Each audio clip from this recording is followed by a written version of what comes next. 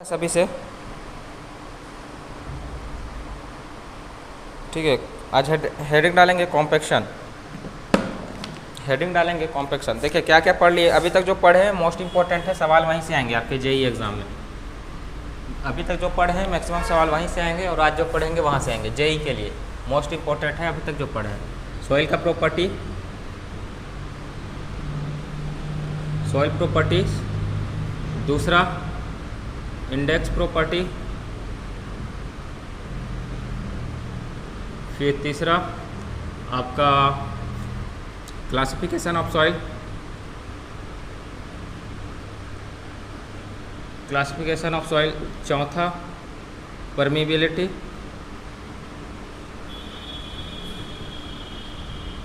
पांचवा effective stress, छठवां seepage. यहाँ तक पढ़ लिया। उसके बाद आज सातवां चैप्टर है कॉम्पेक्शन। कॉम्पेक्शन इम्पोर्टेंट ये है और यहाँ तक हमारा इसमें आता है जेईई एग्ज़ाम में। फिर इसके अलावा ज़्यादा जेईई एग्ज़ाम में नहीं पूछता है, ठीक है, क्योंकि डिप्लोमा का सिलेबस होता है। डिप्लोमा के सिलेबस में मोस्टली यहीं से आते हैं सवाल। सिलेबस में यही सब है, ज़्यादा कठिन नहीं है। शियर स्ट्रेस वगैरह, फाउंडेशन वगैरह भी नहीं है।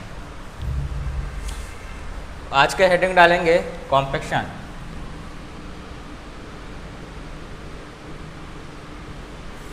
हेडिंग डालेंगे कॉम्पेक्शन।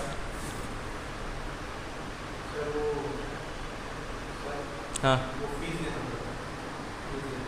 तो क्लास के बाद दे देंगे। Compaction,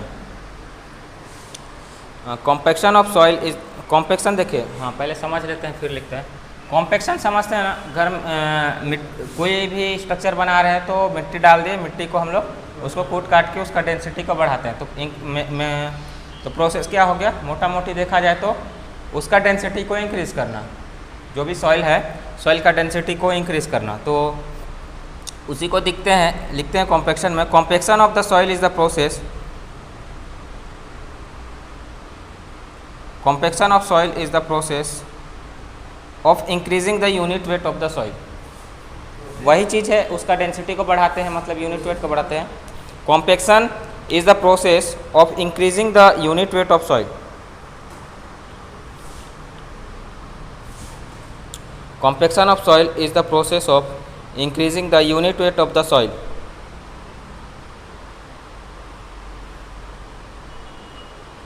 by forcing the solid, या वैसे मत लिखिए, compaction is the process of increasing the unit weight of the soil. ये हो गया।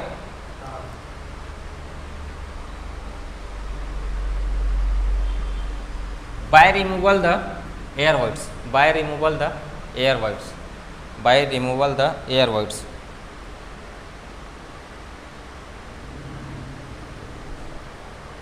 by removal the air voids।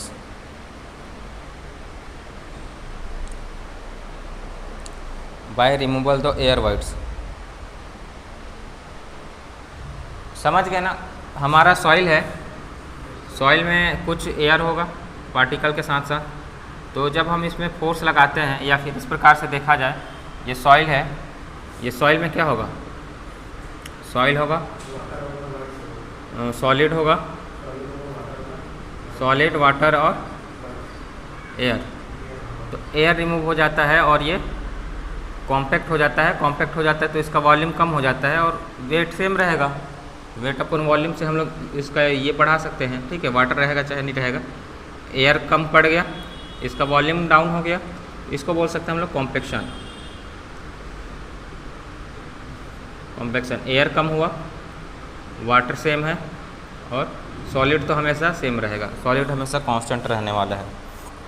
Compaction करने का क्या क्या फ़ायदा है वो देख लेते हैं। कॉम्पेक्शन करने से क्या क्या फ़ायदा होता है। शियर स्ट्रेंथ बढ़ेगा सॉइल का। कॉम्पैक्ट होगा तो उसका जो पार्टिकल है, पार्टिकल के बीच में उसका पकड़ मजबूत होगा। सॉइल पार्टिकल है बहुत सारा, ये कॉम्पैक्टेड हो गया, बहुत ज़्यादा कॉम्पैक्टेड हो गया तो जितना ज़्यादा कॉम्पैक्टेड होगा उतना ज़्यादा सॉइल सॉइल के बीच में पकड़ बनेगा, इन दोनों के बीच में पकड़ मजबूत होगा, तो उसको बोला जाता है शियर स्ट्रेंथ इंक्रीज होगा।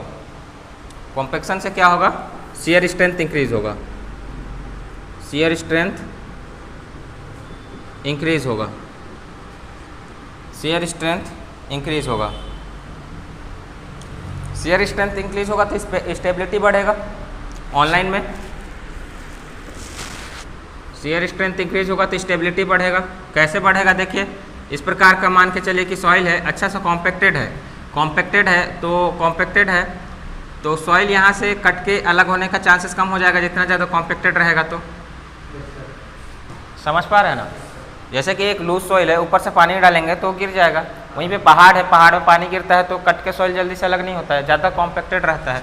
तो शियर स्ट्रेंथ बढ़ेगा तो स्टेबिलिटी बढ़ेगा, बोल सकते हैं स्टेबिलिटी बढ़ेगा। बियरिंग कैपेसिटी बढ़ेगा। बियरिंग कैपेसिटी समझते हैं ना? लोड को बियर करने का क्षमता, इतना लोड को वो कैरी कर पाता है, उसको बोलते हैं बियरिंग कैपेसिटी। तो बियरिंग कैपेसिटी बढ़ेगा घटेगा? परमेबिलिटी बढ़ेगा कि घटेगा? कॉम्पैक्शन करने से परमेबिलिटी बढ़ेगा घटेगा? घटेगा। सेटलमेंट का बात किया जाए, अगर हम कॉम्पैक्टेड सॉइल है और कॉम्पैक्टेड सॉइल में हमको घर बनाना है या कोई स्ट्रक्चर बनाना है तो ज़्यादा धंसेगा, घर ज़्यादा कॉम्पैक्ट होगा, ये घर ज़्यादा सेटल्ड होगा, या फिर लूज सॉइल में घर बनाएंगे तो वो ज़्यादा सेटल्ड होगा? लूज सॉइल में होगा ना। लूज सॉइल में घर बनाएंगे तो ज़्यादा सेटल होगा या कॉम्पैक्टेड में ज़्यादा सेटल होगा? आपको गाड़ी चलाना है, सिर्फ मिट्टी बिछा दिए, उसमें रोलर नहीं चला है, उसमें आपका गाड़ी गड़ेगा, या फिर कॉम्पैक्टेड है जिसमें रोलर चलाते हैं उसमें आपका गाड़ी गड़ेगा। हाँ, तो उसी को बोला जा रहा है सेटलमेंट किस में ज़्यादा होगा? कॉम्पैक्टेड में होगा या फिर पहले कॉम्पैक्टेड नहीं था उसमें?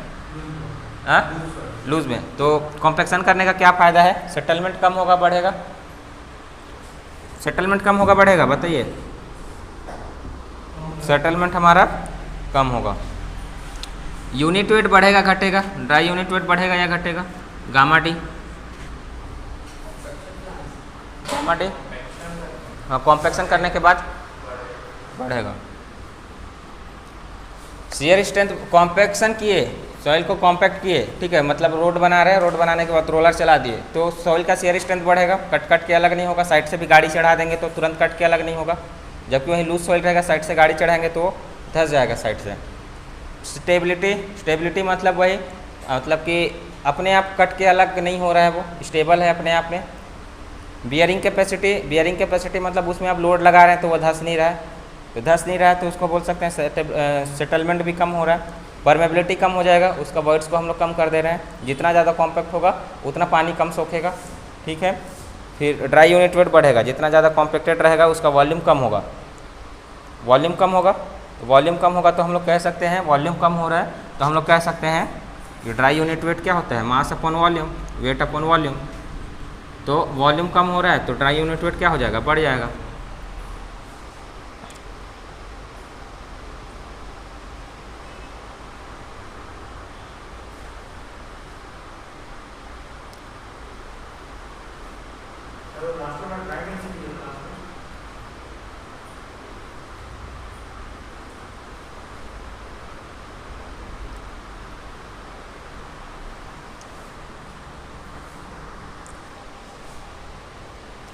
फिर होता है कंसोलिडेशन, फिर लिखेंगे कंसोलिडेशन बगल में। कॉम्पैक्शन तो लिख लिए।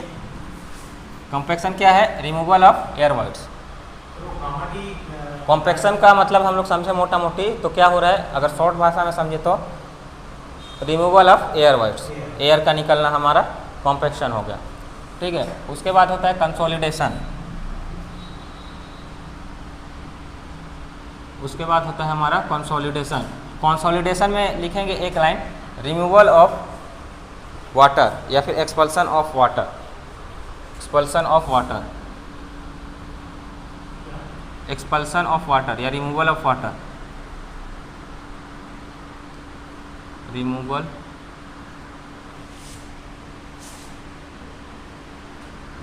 Of water due to static load.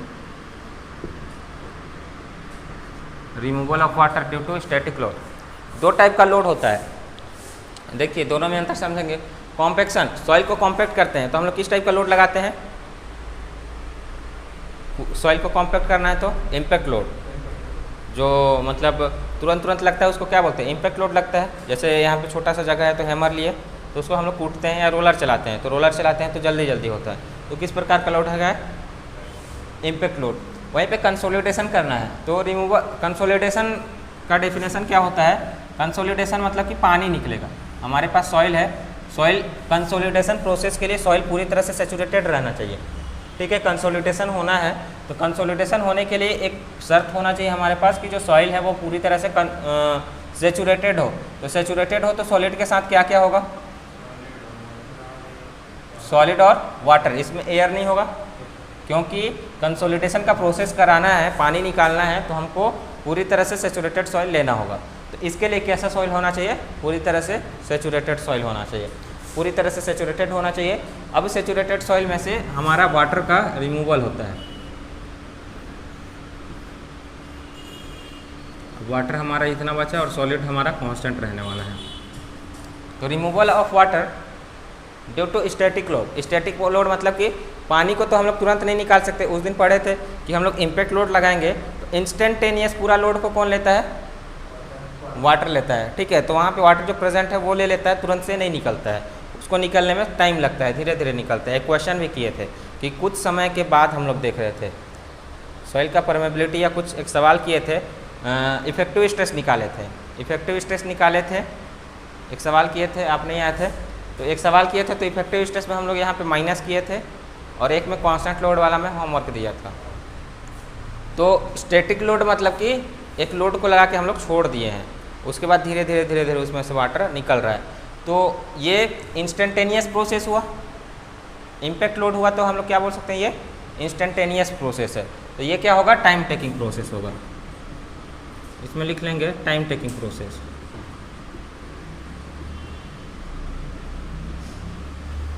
इसमें लिख लेंगे टाइम टेकिंग प्रोसेस।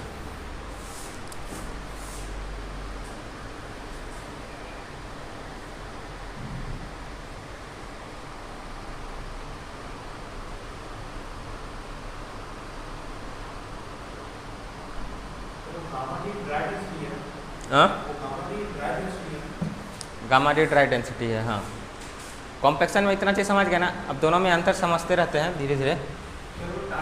इसके लिए टाइम टेकिंग मतलब स्टैटिक लोड लग रहा है, स्टैटिक लोड लग रहा है मतलब धीरे धीरे पानी निकलेगा। इसमें इम्पैक्ट लोड लग रहा है, हम लोग फोर्स लगाए और एयर तुरंत बाहर आ जाता है, थोड़ा सा भी वो प्रेशर नहीं ले पाता है। जैसे ही उस पर लोड आया वो तुरंत बाहर आ जाता है। पानी को निकलने में थोड़ा सा समय लगता है क्योंकि थोड़ा बहुत वो स्ट्रेस को कैरी कर पाता है पानी, जबकि हवा बिल्कुल भी नहीं कर पाता है। उसके बाद ये टाइम टेकिंग हो गया, वो तुरंत हो जाता है। फिर इसके लिए कैसा सॉइल चाहिए? सैचुरेटेड। इसके लिए कैसा सॉइल चाहिए? सैचुरेटेड। और इसके लिए कैसा चाहिए? Partially saturated. इसके लिए कैसा चाहिए? Partially saturated.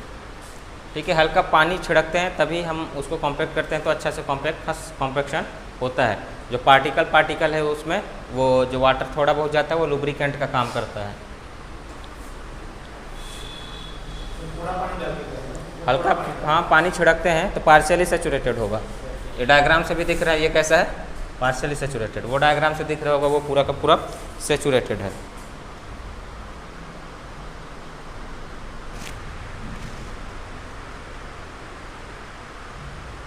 इसमें वॉल्यूम कम हो रहा है तो किसकी वजह से वॉल्यूम कम हो रहा है? नहीं, किसके रिमूवल की वजह से वॉल्यूम कम हो रहा है? एयर के रिमूवल की वजह से। इसमें वॉल्यूम कम हो रहा है तो किसके रिमूवल की वजह से? हाँ लिख लीजिए, इसमें जो वॉल्यूम कम होगा, पहले तो कॉम्पैक्शन लिख लिए हेडिंग। कॉम्पैक्शन लिखने के बाद कॉम्पैक्शन का जो डेफिनेशन लिखे हैं वो, उसके बाद कॉम्पैक्शन करने का क्या क्या फ़ायदा है वो लिख लिए। अब कंसोलिडेशन पढ़ रहे हैं तो कंसोलिडेशन पढ़ रहे हैं तो उसको इस फॉर्म में लिखिए कि एक साइड कॉम्पैक्शन लिखें, एक साइड कंसोलिडेशन लिखें और दोनों में अंतर को समझते जाएं। ठीक है, अंतर में समझते जाएंगे।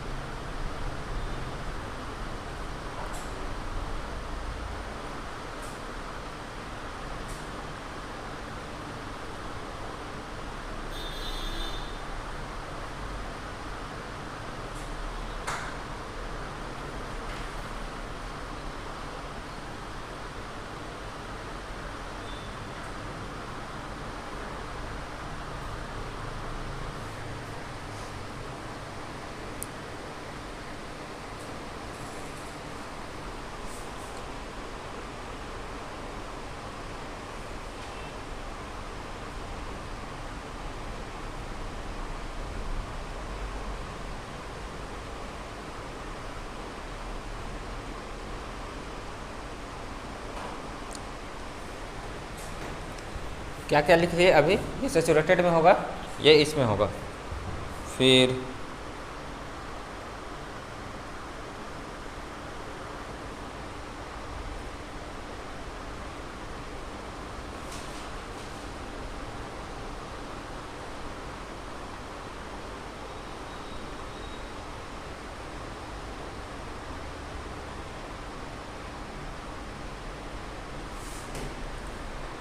अब आगे लिखेंगे कॉम्पेक्शन और कंसोलिडेशन में अंतर हो गया। अब हम लोग देखते हैं कॉम्पेक्शन। ठीक है, कॉम्पेक्शन किसका किसका करेंगे हम लोग? कोर्स सैंड का, एक होता है सैंड का और एक होता है क्ले का या फिर फाइन ग्रेन सॉइल।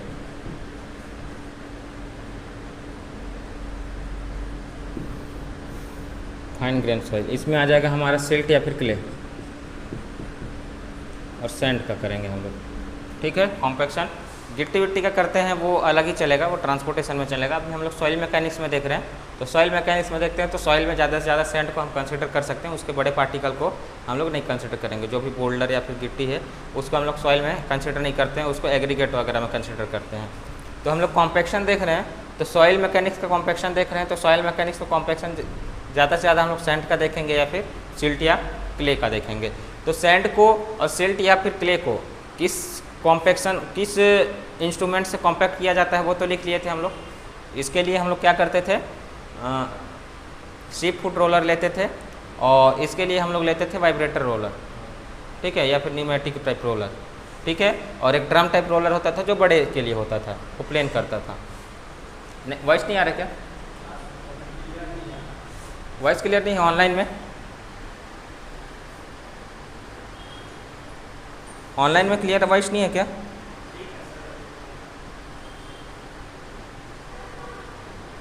बहुत कम आ रहा है।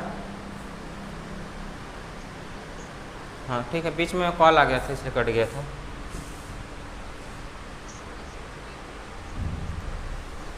देखिए अभी हम लोग देख रहे हैं कॉम्पेक्शन और कंसोलिडेशन। ठीक है, कॉम्पेक्शन और कंसोलिडेशन। तो कॉम्पेक्शन हम लोग किसका किसका करेंगे वो देख रहे हैं। ठीक है, कॉम्पेक्शन किसका किसका करेंगे वो देख रहे हैं। एक होगा सैंड का हम कॉम्पेक्शन देखेंगे, और देखेंगे क्ले का, ठीक है, या फिर फाइन ग्रेन सॉइल इसी को बोला जाता है। तो क्ले का इसका जो कॉम्पेक्शन करते हैं तो इसमें कौन सा टाइप का ट्रैक्टर यूज़ किया जाता है कॉम्पेक्शन करने के लिए, कौन सा कॉम्पैक्टर का यूज़ किया जाता है, इसके लिए कौन सा कॉम्पैक्टर का यूज़ किया जाता है वो याद रखेंगे। ठीक है, तो इसके लिए जो करते हैं वो शिप फुट रोलर होता है, और इसके लिए जो यूज़ करते हैं वो न्यूमेटिक टाइप रोलर होता है, एग्जाम में पूछा जाता है। तो compaction of clay,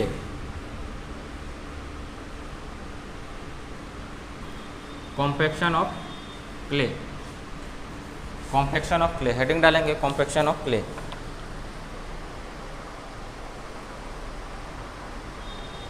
compaction of clay, और क्ले किस टाइप का होता है? कोहेजिव सॉइल होता है। क्ले को हम लोग क्या बोल सकते हैं? Cohesive soil. तो कॉम्पेक्शन ऑफ कोहेजिव सॉइल भी बोल सकते हैं इसको, कॉम्पेक्शन ऑफ कोहेजिव सॉइल, इसी का नाम है कॉम्पेक्शन ऑफ क्ले या फिर compaction of cohesive soil. Compaction of cohesive soil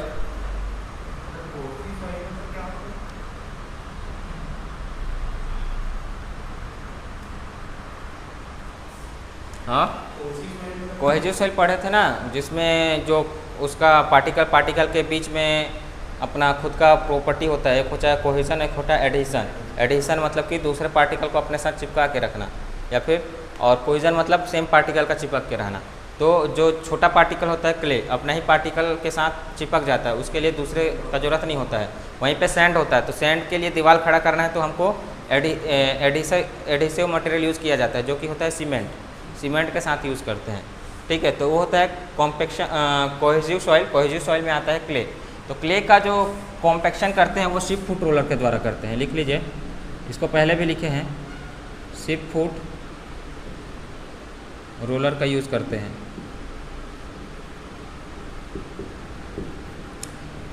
ठीक है, शिप फुट रोलर का यूज़ करते हैं। अब एक कोहेजिव सॉइल है या फिर क्ले है, ठीक है, कोहेजिव सॉइल है, कोहेजिव सॉइल या फिर क्ले है।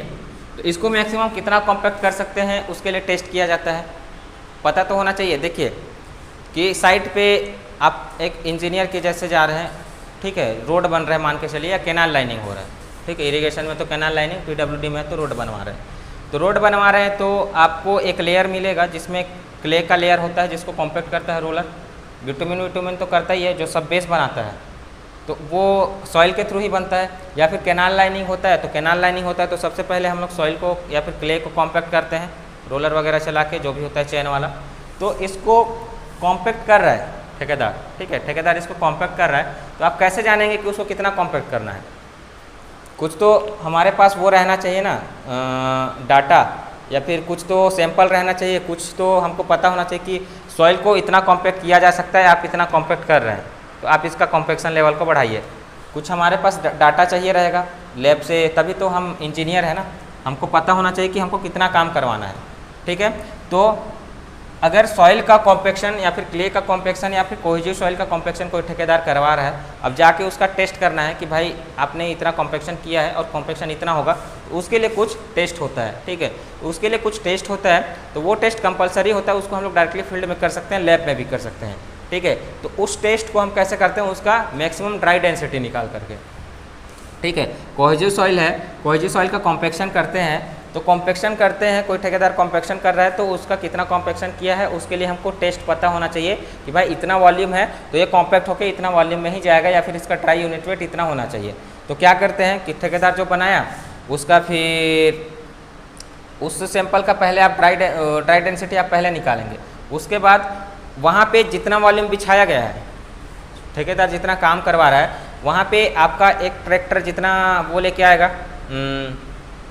जितना वॉल्यूम एक ट्रैक्टर का कुछ वॉल्यूम रहता है, ट्रैक्टर में आएगा या हाईवे में आएगा, तो उसका जो ट्रॉली होता है उसका कुछ वॉल्यूम होता है, ठीक है, कुछ वॉल्यूम होता है, तो उसका कुछ वॉल्यूम होता है और उसका वेट भी हमको पता होता है, वेट पता होता है। जो हमारा धर्म काटा है उसमें वेट कर लेते हैं कि भाई कितना वेट का है, तो उसका वॉल्यूम पता है, इसका वेट पता है, ठीक है। तो वो मैक्सिमम वो तो अब आ रहा है ट्राली में, तो वो लूज सॉइल हो गया, उसको कॉम्पैक्ट करेंगे तो उसका वॉल्यूम कम होगा, उसका वॉल्यूम कम होगा, तो उसका ड्राई डेंसिटी हम कैसे मेजर करेंगे, वो बिछा दिया, उसके बाद हम उसका कोर कटर करते हैं, कोर कटर करते हैं, काट के निकालते हैं, ठीक है, कोर कटर करते हैं, काट के निकालते हैं, या देखते हैं कि कितना लंबाई और कितना चौड़ाई में वो बिछाया है और कितना थिकनेस में वो बिछाया है, ठीक है। मान के चलिए कि 2 टन लाया, ट्रॉली में भर के 2 टन लाया, 16 टन लाया, मान के चलिए 16 टन लेके आया, 16 टन लेके आया, तो 16 टन लेके आया तो उसका वॉल्यूम अगर हम निकाल लें, उसका वॉल्यूम हम निकाल लें, उसका डेंसिटी निकाल लिए, उसका वॉल्यूम निकाल लिए तो उसका डेंसिटी निकाल लिए। उसका वॉल्यूम हम कैसे निकाल सकते हैं, जो रोड बन रहा है, कैनाल बन रहा है, उसका लेंथ होगा कुछ, जो एक हाईवा आया तो देखेंगे कि हम एक हाईवा 6 मीटर तक बिछाया है, फिर कैनाल का चौड़ाई भी होगा, कैनाल का चौड़ाई हो गया, तो ये मिल गया हमारा लेंथ, ये हमारा मिल गया विड्थ, और उसका कुछ थिकनेस होगा, उसको काटेंगे तो पता चलेगा ना इतना मोटा का बिछाया है, बिटुमिन लेयर है या रोड है, तो साइड से तो दिखता है ना कितना लेयर बिछाया है, उसको बीच से काटेंगे तो बीच से भी दिख जाएगा कि हमारा कितना लेयर है। तो यहाँ से वॉल्यूम निकाल के हम पता कर सकते हैं कि वहाँ पे डेंसिटी कितना आ रहा है उसका।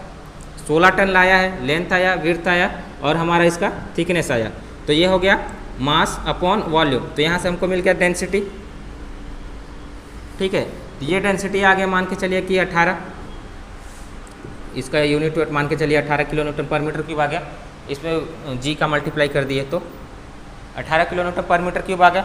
उसके बाद हम उस सॉइल को प्रोक्टर टेस्ट करेंगे हम फील्ड में अपने लैब में, उस सॉइल को हमने जा करके लैब में प्रोक्टर टेस्ट करेंगे, कैसे टेस्ट करते हैं उसको देखेंगे, ठीक है। टेस्ट का नाम है प्रोक्टर टेस्ट, हम लोग करते हैं। तो ये टेस्ट करेंगे तो हम देखें कि हमारा जो प्रोक्टर टेस्ट से हमारा जो ड्राई डेंसिटी आ रहा है, मैक्सिमम ड्राई डेंसिटी आ रहा है, वो आ रहा है 21। अब ठेकेदार को कहेंगे एटलीस्ट 20 तक पहुंचाओ, एटलीस्ट 20 तक पहुंचाओ कॉम्पैक्शन को, बोलेंगे ना 18 तक तो नहीं छोड़ेंगे, उसको हम करके देख रहे हैं लैब में अपना, तो उसका जो डेंसिटी है उसको हम लोग 21 तक पहुंचा सकते हैं, तो मैक्सिमम डेंसिटी 21 तक पहुंचेगा। और जो ठेकेदार है वो 18 किलो न्यूटन मीटर क्यूब में काम करके दे रहा है, मतलब पानी आएगा तो पानी को सीपेज करेगा वो, फिर वो जल्दी से धंसेगा, तो ठेकेदार को बोलेंगे कि भाई कम से कम 20 तक तो पहुंचाओ, 21 तक नहीं पहुंच रहा है तो 95 to 100% हमको पहुंचाना होता है। तो उसके लिए कॉम्पेक्शन को मेज़र करने के लिए कि कितना कॉम्पेक्शन मेज़र किया है, उसके लिए हमारे पास कुछ टेस्ट होते हैं, जिनमें से सबसे ज़्यादा इंपॉर्टेंट टेस्ट होता है प्रोक्टर टेस्ट। यहाँ से सवाल आता है। तो अब हम लोग देखेंगे टेस्ट। कॉम्पेक्शन ऑफ क्ले कर रहे हैं, तो कॉम्पेक्शन ऑफ क्ले कर रहे हैं तो उसके लिए हम देखेंगे टेस्ट, कौन कौन सा टेस्ट हम करते हैं। हाँ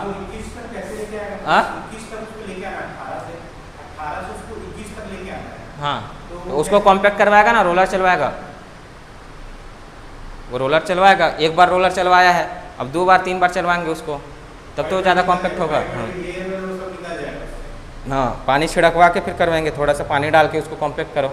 ठेकेदार लोग क्या करते हैं कि भाई ड्राई को करते हैं, तो ड्राई को करते हैं तो उतना अच्छा कॉम्पैक्शन नहीं होता है, थोड़ा सा पानी छिड़क के करना होता है, तो पानी छिड़क के करने बोलेंगे।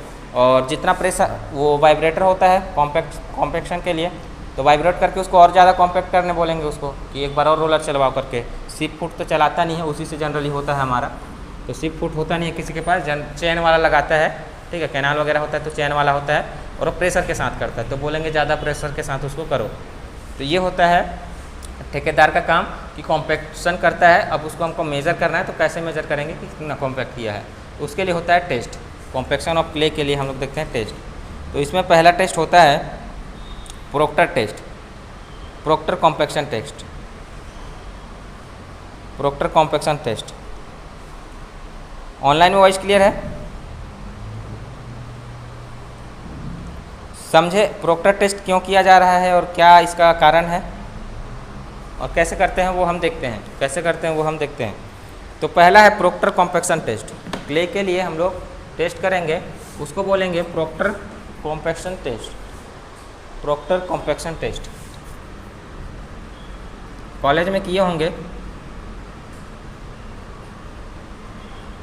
प्रोक्टर कॉम्पैक्शन टेस्ट, सभी लोग कॉलेज में किए हैं? नहीं किए हैं? चलो ठीक है, अभी मैं बता देता हूँ कैसे करते हैं।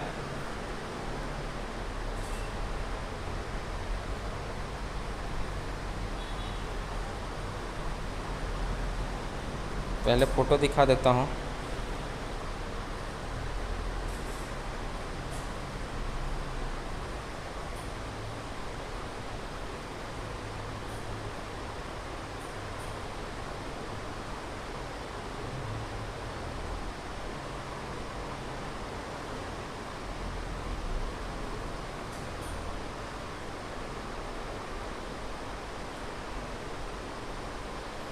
लैब में अंदर जाके तो देखे होंगे सभी लोग, नहीं किए हैं ठीक है, लेकिन लैब में कभी अंदर गए हैं?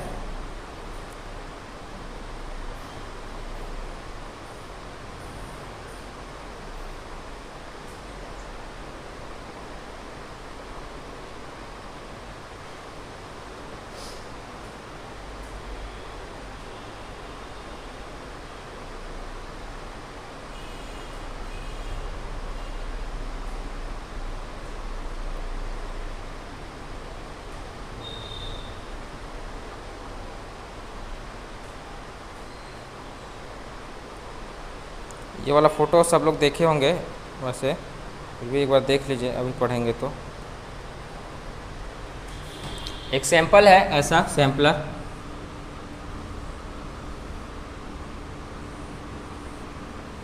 ठीक है, एक सैंपलर है। प्रोक्टर टेस्ट करने का तरीका सेम है, ठीक है, प्रोक्टर टेस्ट करने का तरीका सेम है। 2-3 टाइप का होता है। एक होता है स्टैंडर्ड प्रोक्टर टेस्ट होता है, ये वाला टेस्ट, फ़ोटो देख लिए। तो इसमें जब इसका हम लोग टेस्ट करते हैं, कॉम्पैक्शन टेस्ट करते हैं, ठीक है, तो एक होता है स्टैंडर्ड प्रोक्टर टेस्ट, एक होता है मॉडिफाइड प्रोक्टर टेस्ट। करना सेम है, सिर्फ ये जो फ़ोटो में देख रहे हैं, ये जो हमारे पास जो क्यूब है, जो ये डब्बा है या सैम्पलर है, कुछ भी कह सकते हैं, ये मोल्ड है, ठीक है। ये जो मोल्ड है, ये मोल्ड अलग अलग साइज़ का होता है। जब 1000 सेंटीमीटर क्यूब का होता है, 1000 सेंटीमीटर क्यूब का होता है एक ठो, और एक ठो होता है 944 सेंटीमीटर क्यूब का, ठीक है।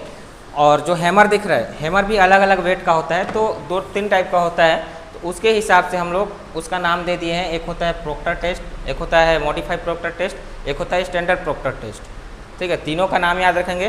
तीनों में क्या क्या प्रोसेस तीनों का सेम है, प्रोसेस तीनों का सेम है, प्रोसेस अभी हम लोग देखेंगे, प्रोसेस तीनों में सेम है, सिर्फ इस मोल्ड का साइज़ और जो हम हैमर यूज़ करते हैं उसका वेट वो सिर्फ अलग होता है, उसके हिसाब से उसका नाम को चेंज कर दिया गया है। Standard proctor test, modify proctor test, ठीक है। 3 टाइप का टेस्ट सेम है, सेम टाइप का किया जाता है, सिर्फ इसको चेंज किया जाता है। अब देखते हैं करते कैसे हैं। मोल्ड देख रहे हैं सभी लोग, हाँ ये मोल्ड हो गया। मोल्ड मतलब इसमें हमको डालना है सॉइल को।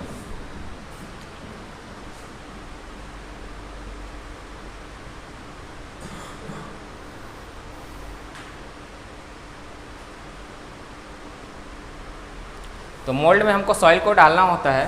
तो मोल्ड में हम सॉइल को डालते हैं तो सबसे पहले हम लोग क्या करते हैं,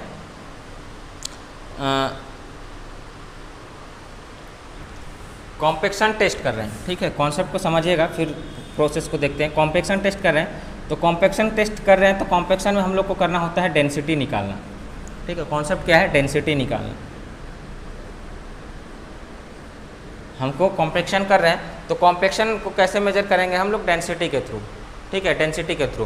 तो डेंसिटी कैसे मेजर करेंगे, इसका वॉल्यूम हमको पता होता है, वॉल्यूम नोन होता है, ठीक है। इसका जो वॉल्यूम होता है वो नोन होता है और इसमें हम लोग कितना सॉइल डाल रहे हैं उसको हम लोग तौल सकते हैं कि इतना वॉल्यूम हम डाल पाए, तो वहाँ से हम इसका वेट निकाल सकते हैं। उसके बाद फिर क्या करते हैं, पानी छिड़कते हैं, उसको थोड़ा सा गीला करते हैं। तो देखेंगे कि भाई पहले इसमें 2.5 किलो गया, अब 2 किलो 600 ग्राम गया।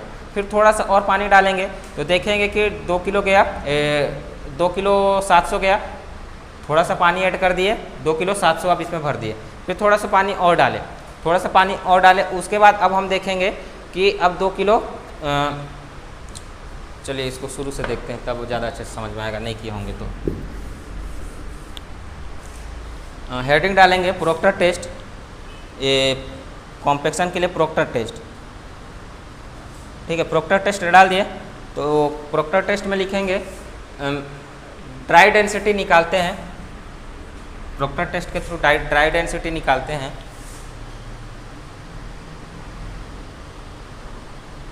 प्रोक्टर टेस्ट के थ्रू ड्राई डेंसिटी निकालते हैं।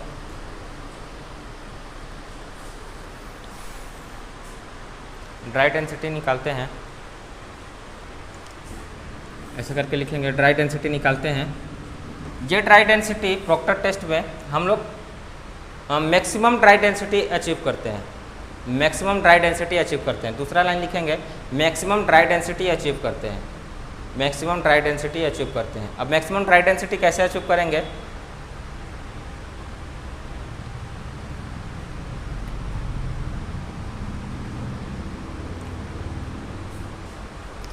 मैक्सिमम ड्राई डेंसिटी अचीव करेंगे जिस वाटर कंटेंट में थोड़ा थोड़ा सा पानी छिड़क रहे हैं उसमें, उसके बाद उसको कॉम्पैक्ट किया जा रहा है, थोड़ा थोड़ा सा पानी छिड़क के सॉइल को गीला करते हैं, उसके बाद उसको सॉइल मोल्ड में डालते हैं और उसको कॉम्पैक्ट करते हैं। तो इससे क्या होता है कि थोड़ा सा पानी डाल दिए तो ज़्यादा कॉम्पैक्ट होगा, ठीक है।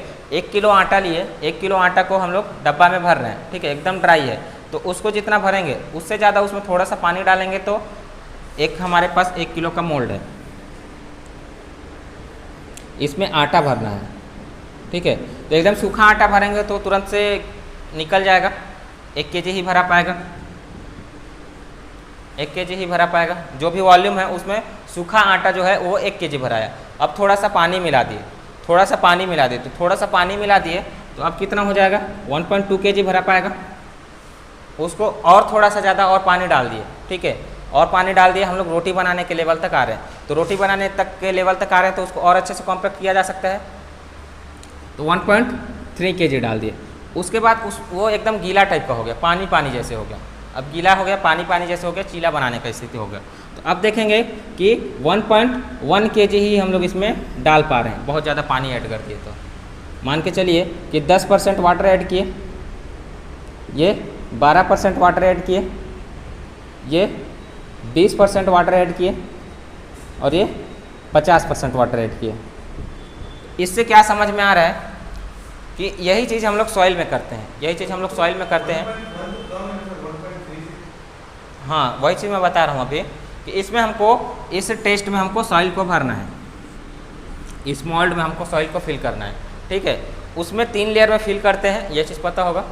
ठीक है, अगर हम लोग लिखेंगे ना कि इसमें एक में 3 लेयर में करते हैं, एक में 5 लेयर में करते हैं, एक में 25 टैंपिंग करते हैं, एक में 56 टैंपिंग करते हैं, एक में 25 टैंपिंग करते हैं और 25 प्लस जो हमारा हैमर होता है, जो हैमर दिख रहा है ना लंबा, वो ऐसे होता है, नीचे से ऐसे उठाते हैं और छोड़ते हैं, उठाते हैं और छोड़ते हैं। अपने लैब में सब लोग देखे ही होंगे उसको। ठीक है, तो इसको कॉम्पैक्ट किया जाता है। 2 प्रकार का है टेस्ट, एक में 3 लेयर में फिल किया जाता है और एक में 5 लेयर में फिल किया जाता है। किसमें 3 लेयर में और किसमें 5 लेयर में फिल किया जाता है, नाम हम लोग अभी लिख लेंगे। ठीक है, प्रोसेस सेम है, एक में 3 लेयर में फिल करेंगे, एक में 5 लेयर में फिल करेंगे। तो सबसे पहले ड्राई सॉइल लेंगे, ड्राई सॉइल को फिल किए, उसके बाद उसमें 10% वाटर ऐड, 3% या 5% वाटर ऐड किए, तो देखें कि अब उसी वॉल्यूम में ज़्यादा सॉइल उसमें हम लोग डाल पा रहे हैं। फिर उसके बाद थोड़ा सा और मॉइस्चर ऐड किए, थोड़ा सा और पानी डालें, तो वहीं पे जितना सॉइल का वेट पहले था उससे ज़्यादा वेट अभी आ रहा है, फिर और ज़्यादा आ रहा है। इसका मतलब आ रहा है कि हमारा जो डेंसिटी है, वेट अपॉन वॉल्यूम, वॉल्यूम तो कांस्टेंट है, इसमें पूरा भर रहे हैं जो भी वॉल्यूम है, अब हमारा वेट ही बढ़ रहा है। पहले 2 किलोग्राम आया, फिर 2.1 किलोग्राम आया, फिर 2.3 किलोग्राम आया, फिर उसके बाद 2.2 किलोग्राम फिर आ गया। मतलब कि पानी को जब हम लोग डाल रहे हैं, पानी को ऐड कर रहे हैं, तो पानी को ऐड कर रहे हैं तो क्या हो रहा है, हमारा वेट बढ़ रहा है। इसमें जितना भी वॉल्यूम है उसको डिवाइड कर देंगे तो डेंसिटी निकल जाएगा।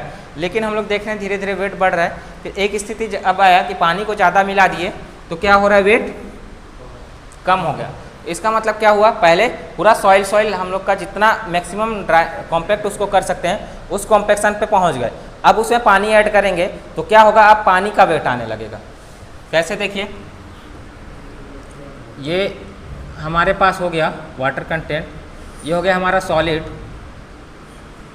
ये हो गया एयर, ये हो गया वाटर और ये हो गया एयर।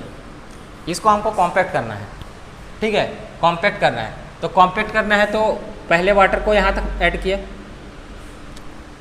ठीक है, फिर वाटर को यहाँ तक ऐड किए, फिर वाटर को यहाँ तक ऐड किए, फिर वाटर को हम लोग यहाँ तक ऐड किए। ठीक है, ये फुल कॉम्पैक्शन का स्थिति हो गया। फुल कॉम्पैक्शन में पहले इतना एयर बन रहा है, फिर थोड़ा सा और वाटर डाल दिए, एयर का मात्रा और कम हो गया, फिर और वाटर डाल दिए, वाटर का मात्रा और कम हो गया, फिर वाटर डाले, वाटर का मात्रा पूरा का पूरा हो गया और सॉलिड तो कांस्टेंट रहेगा। ठीक है, उसके बाद फिर क्या हो रहा है कि अब इसमें पानी डालेंगे, अब इसमें वाटर ऐड करेंगे तो क्या होगा, इसका वॉल्यूम बढ़ गया, इसका वॉल्यूम बढ़ गया। तो वॉल्यूम बढ़ा तो अब किसका वॉल्यूम बढ़ रहा है, वाटर का, लेकिन सॉलिड का वॉल्यूम कांस्टेंट है, तो वाटर का वेट बढ़ रहा है। अब तो वही चीज़ इसमें होता है कि अब वाटर का वेट बढ़ रहा है, तो वाटर का वेट बढ़ रहा है तो वाटर का जितना वेट बढ़ेगा उतना वॉल्यूम भी बढ़ेगा। तो इसका मतलब है कि हम अब डेंसिटी से जितना पानी मिला सकते थे उससे अब ज़्यादा पानी मिला दिए हैं। तो अब हमको क्या करना पड़ेगा, उसको कम पानी से ज़्यादा पानी की तरफ जाना पड़ता है। तो इस मॉइस्चर कंटेंट में सबसे ज़्यादा वेट आ रहा है, इस मॉइस्चर कंटेंट में इसको वेट सबसे ज़्यादा मिल रहा है, इसको बोलते हैं ऑप्टिमम मॉइस्चर कंटेंट। ठीक है, इसको बोलते हैं ऑप्टिमम मॉइस्चर कंटेंट। और इस वाटर कंटेंट में जो डेंसिटी मिलता है उसको बोलते हैं मैक्सिमम ड्राई डेंसिटी। ठीक है, इस वाटर कंटेंट में मतलब कि जितना ज़्यादा हम डेंसिटी प्राप्त कर सकते हैं उतना डेंसिटी प्राप्त कर लिए, और उस मैक्सिमम ड्राई डेंसिटी को प्राप्त करने के लिए जितना पानी हमको डालना पड़ा उस वाटर कंटेंट को हम बोलेंगे हमारा मैक्सिमम ऑप्टिमम वाटर कंटेंट या फिर मैक्सिमम वाटर कंटेंट। ठीक है, या फिर उस डेंसिटी को बोलेंगे मैक्सिमम ड्राई डेंसिटी। ठीक है, ये हमारा कॉन्सेप्ट है, ये हमारा प्रॉक्टर टेस्ट करने का विधि है। तो इसको लिमिट तक पानी मिलाना तो हम लोग वो बोलेंगे, हाँ, प्रॉक्टर कॉम्पैक्शन। नहीं, प्रॉक्टर कॉम्पैक्शन टेस्ट तो करते ही हैं, तो शुरू से थोड़ा थोड़ा पानी ऐड करना होता है। फिर एक स्थिति ऐसा आता है कि पानी ऐड किए और सॉइल का जो वेट है पहले जितना आ रहा था धीरे धीरे बढ़ा। इसको एक ग्राफ के थ्रू हम देखते हैं। यहाँ पे हो गया डेंसिटी, यहाँ पे हो गया मॉइस्चर कंटेंट। ठीक है, मान लीजिए कि 10% बढ़ा है तो ये आ रहा है 20, ये आ रहा है 15 ड्राई डेंसिटी किलो न्यूटन पर मीटर क्यूब। ठीक है, अब पानी मिला रहे तो इसका वेट जो भी 2 किलोग्राम सॉइल लिए हैं तो मान लीजिए कि 100 ml मिला दिए तो उसका 10% हो गया, ये 100 ml मिला दिए तो 5% हो गया। तो परसेंट के हिसाब से हम लोग वाटर कंटेंट देखते हैं। तो 10% मिला है तो ये आ गया 15, फिर इसको 12% मिला दिए तो हम लोग देखें कि ये कितना आ गया, 16 आ गया। फिर इसको 15% मिला दिए तो देखें कि ये 18 आ गया।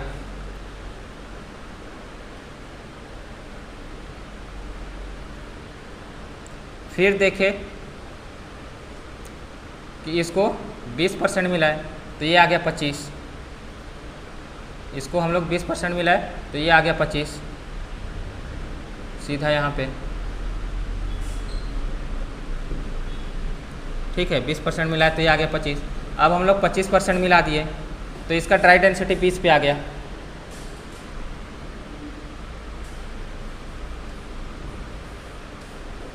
ठीक है, तो देखिए क्या हो रहा है कि मॉइस्चर कंटेंट बढ़ा रहे हैं तो ड्राई डेंसिटी बढ़ रहा है, मॉइस्चर कंटेंट बढ़ा रहा है तो ड्राई डेंसिटी बढ़ रहा है। फिर उसके बाद फिर मॉइस्चर कंटेंट यहाँ तक बढ़ा है, जब 20% में बढ़ा है तो हमारा जो ड्राई डेंसिटी है वो मैक्सिमम पे आ गया। फिर उसके बाद थोड़ा सा और वाटर में ऐड किए, थोड़ा सा और वाटर ऐड किए, तो थोड़ा सा और वाटर ऐड किए तो अब डेंसिटी क्या हो गया, कम हो गया। तो इस मैक्सिमम वाले को ऑप्टिमम बोलते हैं। ठीक है, इस वाले को ऑप्टिमम बोलते हैं। ये हमारे खेती बाड़ी में भी काम आता है कि एक लिमिट तक पानी देंगे तो अच्छा उत्पादन देगा, उसके बाद ज़्यादा पानी मिला देंगे तो खराब कर देगा पूरा फसल। ठीक है, उसमें जो भी घास वास उगाएगा उसका जो यील्ड होगा, जितना फसल हमको मिलता है, ज़्यादा पानी आता है तो भी खराब हो जाता है फसल, नहीं आता है तो भी खराब होता है। एक नॉर्मल स्थिति तक रहता है तो ठीक रहता है। चाहे हम अपने ऊपर ही देख लें, मतलब कम खाना खाएंगे तो भी भूख लगते रहेगा, एक मैक्सिमम लिमिट तक खाएंगे तो हमको ठीक लगेगा, फिर उससे ज़्यादा खाएंगे तो भी तबीयत खराब होगा। ठीक है, तो एक किसी भी चीज़ का एक अल्टीमेट लेवल होता है जहाँ पे वो मैक्सिमम यील्ड दे सकता है। मैक्सिमम यील्ड मतलब उसका जो भी प्रॉपर्टी है। अगर हम लोग खेती बाड़ी की बात करें तो उत्पादन, सॉइल का कॉम्पैक्शन का बात करें तो उसका डेंसिटी के तौर पे हम लोग मैक्सिमम बात करते हैं। तो कोई भी चीज़ एक किसी भी चीज़ पे रिलेटेड है, किसी भी चीज़ से डिपेंडेंट है, तो उस डिपेंडेंट वाले चीज़ को एक अमाउंट तक देते हैं तो वो धीरे धीरे बढ़ता है, उसके बाद ज़्यादा दे देते हैं तो वो घट जाता है। तो वही चीज़ इसके साथ होता है। तो इसी मॉइस्चर कंटेंट को हमको यहाँ पे निकालना होता है, इसी मॉइस्चर कंटेंट को यहाँ पे हमको निकालना होता है। उस मॉइस्चर कंटेंट को हम प्रोक्टर टेस्ट के थ्रू निकालते हैं, कैलकुलेट करते हैं। समझ गए ना कैसे करते हैं? अब उसको हम लोग देखते हैं। कॉन्सेप्ट समझ गए? ये बहुत इंपॉर्टेंट है, ग्राफ वगैरह।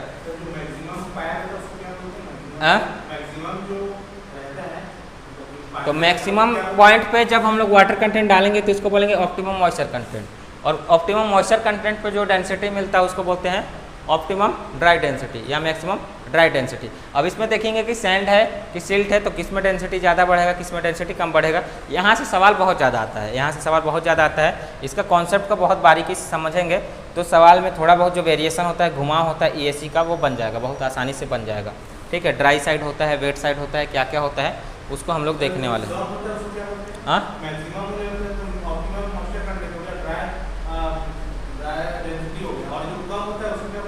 कम वाले को कुछ नहीं बोलते ना, हमको मैक्सिमम प्राप्त करना होता है। कम वाले को तो डेंसिटी ही बोल देंगे। तो हेडिंग डालेंगे प्रोक्टर कॉम्पैक्शन टेस्ट। हेडिंग डाल दिए हैं proctor compaction test. Proctor compaction test heading डाल दिए। प्रोक्टर कॉम्पैक्शन टेस्ट हेडिंग डालेंगे।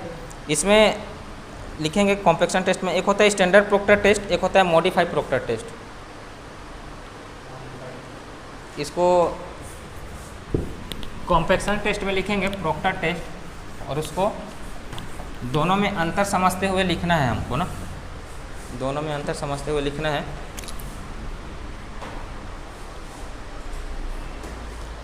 एक होता है स्टैंडर्ड प्रोक्टर टेस्ट, एक होता है modified proctor test.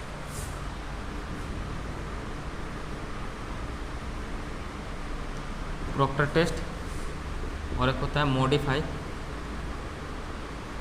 Proctor test. Modified proctor test, दो टाइप का टेस्ट हमको देखना है। एक होता है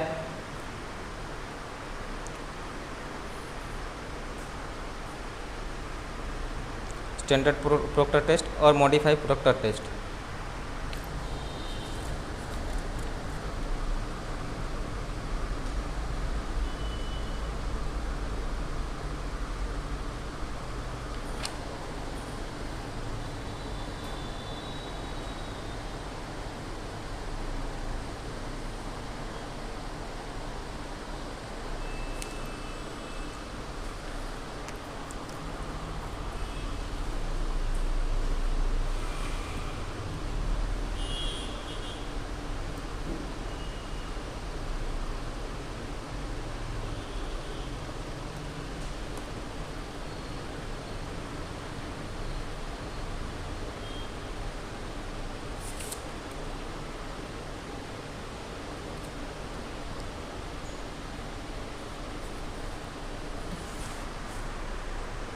इसी को बोला जाता है इंडियन स्टैंडर्ड भी बोला जाता है, Indian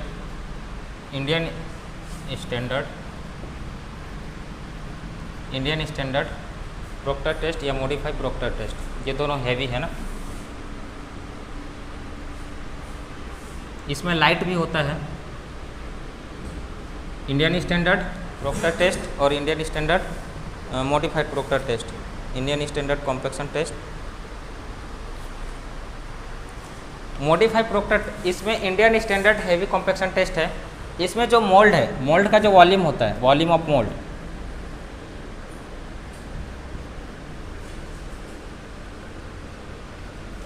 volume of mould Indian standard heavy test में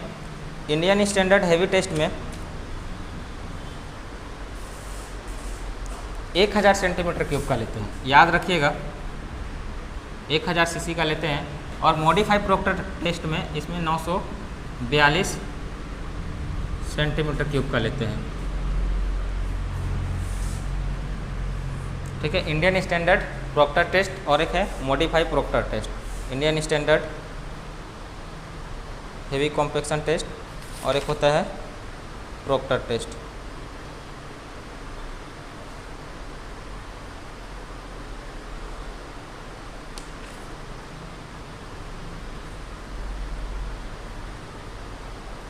फिर इसी में एक और लिख लीजिए, इंडियन स्टैंडर्ड लाइट।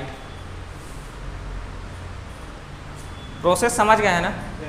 देखिए इसमें से डाटा आता है, जो चीज़ लिख रहे हैं ना उसमें से डाटा आता है। प्रोसेस सेम है कि हमारे पास मोल्ड होता है, ठीक है, हमारे पास मोल्ड होता है। इस मोल्ड में हम लोग किसी में 3 लेयर में, किसी में 5 लेयर में हम लोग इसमें सॉइल को फिल करते हैं, ठीक है। और जो हमारा हैमर है, हैमर से एक बार में थोड़ा सा भरे, फिर 25 बार कॉम्पैक्ट किए, ठीक है। हाँ, 25 बार कॉम्पैक्ट किए, फिर थोड़ा सा और भरे, फिर और कॉम्पैक्ट किए, उसको उठा के 25 बार ब्लोज दिए, फिर तीसरा लेयर भरे तो और कॉम्पैक्ट किए। किसी में 3 बार में कॉम्पैक्ट करना है तो ज़्यादा भरेंगे, किसी में 5 बार करना है तो 5 लेयर में भरना है। ये वाला टेस्ट किए होंगे चाहे फर्स्ट ईयर, सेकेंड ईयर या थर्ड ईयर में वो किए होंगे आप लोग, वर्केबिलिटी का स्लम टेस्ट, स्लम कौन टेस्ट किए हैं। तो स्लम कौन टेस्ट में भी ऐसे रहता है, इसको भी 3 लेयर में भरते हैं। दोनों में से किसी को नहीं किए हैं क्या? चलिए ठीक है, तो वैसा ही होता है। नहीं किए हैं तो जो सैंपल दिख रहा है ना वैसा सैंपल होता है। उसमें जैसे कि इसका कैपेसिटी है 2 किलोग्राम का, 2 किलोग्राम का कैपेसिटी है इसका, तो 2 किलोग्राम इसको भरना है। तो 2 किलोग्राम को 3 पार्ट में हमको डिवाइड करना है। तो मोटा मोटी मेज़र हो जाएगा कि भाई 700 ग्राम का एक बार भर दिए, फिर 700 ग्राम का भर दिए, फिर 600 ग्राम का भर दिए। हाँ, 2 किलोग्राम का है तो तौल के नहीं डालना है, मोटा मोटी अंदाज़ा कि हमारे पास 2 किलोग्राम इसका जो कैपेसिटी है वो 2 किलोग्राम का है, या फिर अंदाज़न इतना होता है, ठीक है। तो अंदाज़न इतना होता है तो हम लोग 700 ग्राम लगभग डाल दिए, फिर कॉम्पैक्ट किए, मतलब जो भी वॉल्यूम है उसका 1/3 वॉल्यूम डाल दिए, फिर 25 बार इसको टैंप किए उसको हैमर से, फिर थोड़ा सा और डाले 700 ग्राम, फिर 25 बार उसको टैंप किए। हैमर होता है ऐसे, उठाते हैं छोड़ते हैं, उठाते हैं छोड़ते हैं, उठाते हैं छोड़ते हैं। हाँ, 25 बार करते हैं, ठीक है। फिर तीसरा लेयर भरे, फिर 25 बार करें, ईच लेयर में 25 बार हमको करना है। उसके बाद फिल हो गया, कम्प्लीटली फिल हो गया, कम्प्लीटली फिल हो जाएगा। उसके बाद इसको ले जा करके हम लोग तौल लेते हैं। पहले खाली वाले को तौलते हैं, फिर इसको तौलते हैं, तो अब इसका वेट आ गया और इसका वॉल्यूम हमको पता होता है। तो अब वेट अपॉन वॉल्यूम कर लिए तो हमको वो मिल जाता है उसका डेंसिटी। तो इसको एक बार नहीं करते हैं, 4-5 बार करते हैं। एक बार 5% पानी मिला है, फिर 10% पानी मिला है। 10% कैसे मेजर करेंगे हम लोग? पहले 3 किलोग्राम सॉइल को हम लोग कूट लेते हैं, फिर उसको 425 माइक्रोन का सीव लेते हैं, इसमें से छान लेते हैं। 425 माइक्रोन का सीव लेते हैं, इसमें से छान लेते हैं 3-4 किलोग्राम, लगभग 3 से 4 किलोग्राम, जो भी उसका कैपेसिटी है उससे ज़्यादा हमको लेना होता है, 3-4 किलोग्राम। अब इसे 5% पानी ऐड करेंगे तो कितना ml करना पड़ेगा? 3 है तो 60 ml, 60 ml करेंगे, ठीक है। फिर 7% करेंगे तो 7 या 21, जो भी है, जो भी इसका परसेंट आ रहा है, 5 या 15, जो भी आएगा 5% या 10%, 3 किलोग्राम है उसका 5% हमको निकालना है, तो कितना हो जाएगा 15 ml हो जाएगा। तो 15 ml हम लोग पानी मिला दिए। फिर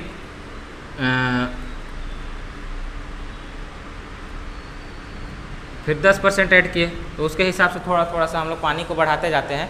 फिर प्रोसेस वही सेम है, 3-4 बार उसको 3-3 लेयर में 3-3 लेयर में फिल करना है। एक में 3 लेयर में करते हैं, एक में 5 लेयर में करते हैं, तो वो नाम के हिसाब से होता है। हाँ हाँ हाँ, ठीक है, समझ गए ना प्रोसेस को। अब देखते हैं कि किसमें कितना हाइट से हैमर का क्या हाइट होता है और हैमर का क्या वेट होता है, और इसमें जो मोल्ड यूज़ करते हैं उसका क्या होता है। 3 चीज़ इंपॉर्टेंट है, 3 प्रकार का टेस्ट है, 3 प्रकार का टेस्ट है, ठीक है। तीनों में हमारे पास जो हैमर है, हैमर का वेट अलग अलग होता है, हमारा नंबर ऑफ ब्लोज अलग होता है, कितना हाइट से हम छोड़ रहे हैं, ठीक है, और कितने लेयर में फिल कर रहे हैं। ये 4 या 5 डाटा है, वो 4-5 डाटा में से एक डाटा आता है उठा करके। अभी ACS में आया हुआ था कि इसका मॉडिफाइड प्रोक्टर टेस्ट का उसका वॉल्यूम कितना होता है, ठीक है। किसी में आ जाएगा इसका वॉल्यूम पूछ देगा, किसी में इसमें जो हैमर यूज़ करते हैं उसका वेट पूछ देगा, किसी में पूछ देगा कि इसमें कितना हाइट से छोड़ा जाता है वो पूछ देगा। तो 4-5 डाटा है, वो 4-5 डाटा को हमको लिखना है, ठीक है। तो 4-5 डाटा क्या है, इंडियन स्टैंडर्ड हेवी टेस्ट, फिर इंडियन, चलिए इसको लिख देते हैं।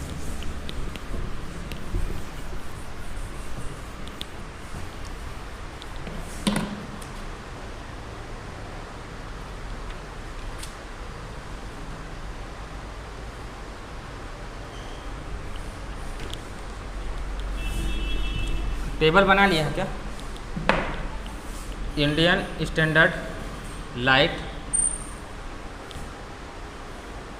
इंडियन स्टैंडर्ड लाइट कॉम्पैक्शन,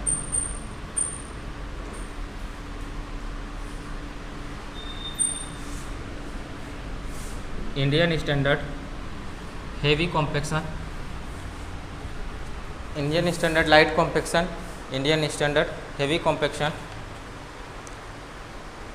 फिर स्टैंडर्ड प्रोक्टर, फिर मॉडिफाइड प्रोक्टर। फिर एक होता है स्टैंडर्ड प्रोक्टर,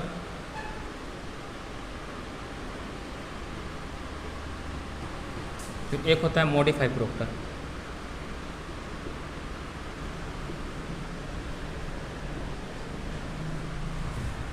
इंडियन स्टैंडर्ड का 2 है, हेवी और लाइट, और एक होता है स्टैंडर्ड और एक होता है मॉडिफाइड। ये हेवी होता है और ये लाइट होता है। स्टैंडर्ड प्रोक्टर ये लाइट होता है और ये हेवी होता है। नाम से दिया रहेगा ना कि Indian standard light weight compaction test में हैमर का वेट क्या होगा, क्या Indian standard heavy compaction test में हैमर का वेट कितना होगा, या स्टैंडर्ड प्रोक्टर लाइट टेस्ट में कितना होगा, या फिर स्टैंडर्ड प्रोक्टर बोलेगा। यहाँ पे लाइट कभी कभी दर्शाया रहता है, कभी कभी नहीं दर्शाया रहता है, ठीक है। इसको ये लाइट के अंदर आता है और मॉडिफाइड हेवी के अंदर आता है। ये दर्शाया हुआ रहेगा या नहीं रहेगा, ये भी दर्शाया हुआ रहेगा या नहीं रहेगा। आपको स्टैंडर्ड प्रोक्टर बोलेगा या मॉडिफाइड प्रोक्टर देगा। तो स्टैंडर्ड बोल रहा है मतलब लाइट की बात कर रहा है, मॉडिफाइड प्रोक्टर बोल रहा है मतलब कि हेवी की बात कर रहे हैं। फिर इंडियन स्टैंडर्ड, देखिए सबका एक स्टैंडर्ड होता है, एक यूनिफॉर्म स्टैंडर्ड होता है। जैसे कि MKS पद्धति होता है, एक होता है CGS पद्धति, एक होता है SI पद्धति, ठीक है। तो SI पद्धति क्या होता है, इंडियन स्टैंडर्ड होता है जिसमें हम लोग किलोग्राम लेते हैं। एक होता है यूनिवर्सल होता है, एक होता है KG वाला MKS पद्धति। तो हर एक जो कंट्री है, हर एक कंट्री है अपना एक यूनिट लेके चलता है। हर एक ओवरऑल कंट्री का एक तो फिक्स होता है। जैसे कि टाइम का भी बात हो गया, एक GMT में मेजर होता है, एक इंडियन स्टैंडर्ड में होता है ना लोकल टाइम। IPL चलता है तो GMT के हिसाब से ये टाइम, इसके हिसाब से ये टाइम। तो हर एक जगह के हिसाब से उसका वही चीज़ को करने का अलग अलग साइज़ होता है, अलग अलग जगह होता है, अलग अलग मापदंड होता है, अलग अलग मेजरमेंट होता है। तो इंडिया में कॉम्पैक्शन टेस्ट को करते हैं तो एक होता है लाइट कॉम्पैक्शन, और इंडिया में ये मतलब इंस्ट्रूमेंट आपको सभी अवेलेबल रहेंगे। तो हम लोग इंडिया में जो यूज़ किए, इंडिया वाले जो साइंटिस्ट लोग यूज़ किए वो ये है, और स्टैंडर्ड जो पूरा यूनिवर्सल में यूज़ होगा वो ये होगा, और उसी का मॉडिफाइड किया हुआ वो होगा, ठीक है। उसमें लाइट बोले रहेगा, कभी कभी लाइट बोल सकता है, लाइट नहीं बोल सकता है। लाइट को दर्शा रहा है, स्टैंडर्ड मतलब लाइट को दर्शा रहा है, और मॉडिफाइड मतलब हेवी को दर्शा रहा है। और इसमें नाम से पता चल रहा है इंडियन स्टैंडर्ड लाइट कॉम्पैक्शन, इसमें इंडियन स्टैंडर्ड हेवी कॉम्पैक्शन। चारों का नाम में अंतर समझ में आए, Indian standard light compaction, Indian standard heavy compaction, इसमें लाइट और हैवी दिया हुआ है साथ में, इंडियन स्टैंडर्ड के साथ में। लेकिन स्टैंडर्ड प्रोक्टर टेस्ट और मॉडिफाइड प्रोक्टर टेस्ट उसमें लाइट और हैवी का बात नहीं किया है। उसमें हमको पता चल जाएगा इंडियन स्टैंडर्ड प्रोक्टर बोला है मतलब लाइट का बात कर रहा है, और मॉडिफाइड प्रोक्टर बोला है मतलब हैवी का बात किया है। ये चीज़ हमको ऑटोमेटिक समझ जाना है। इतना चीज़ समझ गए उसके बाद हमको डाटा याद रखना है। इतना चीज़ समझ गए उसके बाद हमको डाटा याद रखना है। एक ठो का लिख देते हैं इंडियन स्टैंडर्ड लाइट कॉम्पेक्शन। तो इसमें जो वॉल्यूम होगा, वो होगा इंडियन स्टैंडर्ड लाइट कॉम्पेक्शन 1000, इसमें भी 1000 सीसी, इसमें वॉल्यूम होगा 1000 सीसी। और जो हैमर का जो हाइट होगा, वो हाइट ऑफ हैमर, या फिर उसको ड्रॉप भी बोलते हैं ना, कितना दूरी से गिरा रहे हैं। तो जितना हाइट होगा उतना दूरी से गिराएंगे, हैमर का जो हाइट होगा उतना ही से गिराएंगे। तो drop of hammer height of fall बोलेगा या फिर हाइट ऑफ हैमर बोलेगा, हाइट ऑफ फॉल या फिर हाइट ऑफ हैमर, मतलब कि जितना दूरी से हम लोग गिरा रहे हैं तो उसको हाइट बोल दिए, हाइट ऑफ फॉल। तो ये हो जाएगा हमारा 331 सेंटीमीटर, सॉरी 310 mm, 310 mm। फिर इसमें जो हैमर यूज़ किया जाता है, वेट ऑफ हैमर ये होता है 2.6 kg। हाँ, ये इम्पोर्टेंट है, ये भी इम्पोर्टेंट है, वॉल्यूम भी इम्पोर्टेंट है। जो लिख रहे हैं वो इम्पोर्टेंट ही मान के चलिए, हर एक का डाटा पूछा जाता है। नंबर ऑफ लेयर 3 और number of blows 5। 3 number of layer 5, number of layer 3, number of blows 25 बार हम लोग करेंगे। और ये लाइट है तो उसको 3 लेयर में भरेंगे, और जिसको 3 लेयर में भर रहे हैं वो 26 किलोग्राम है, और 3 लेयर में भर रहे हैं वो 310 mm का है। 3 लेयर में भर रहे हैं। इसका जो मोल्ड का क्यूब है वो 1000 होगा। और इंडियन स्टैंडर्ड हैवी में लिख लीजिए, इंडियन स्टैंडर्ड हैवी में ये भी 1000 होगा centimetre cube. Height 450। Weight of hammer 4.89 kg। कहीं पे 4.9 kg दिखेगा ना, कहीं पे 4.9 दिखेगा, कहीं पे 4.89 दिखेगा। और दोनों ऑप्शन आपको एग्जाम में नहीं देगा, दोनों ऑप्शन एग्जाम में नहीं देगा। 5 लेयर और ये 25 ब्लाउज सभी में सेम रहेगा, चारों में ब्लाउज सेम रहेगा। नंबर ऑफ लेयर लाइट वाले में 3 रहेगा, हाई वाले में 5 रहेगा। ये याद होगा, कॉलेज में किए भी हुए हैं। हमको मोस्टली याद करना है ये हाइट ऑफ फॉल 310, 450, 2.6 kg और 4.89 kg। कहीं कहीं पर 4.9 kg आपको दिखेगा।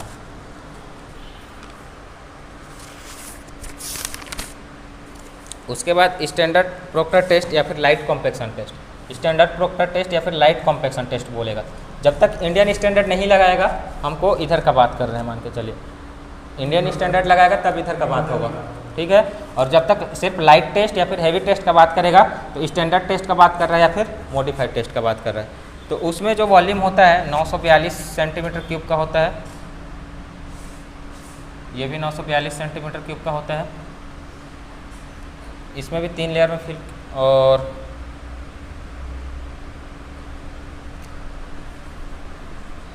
942 सेंटीमीटर क्यूब, इसमें भी 942 सेंटीमीटर क्यूब। और हाइट ऑफ फॉल 304 mm।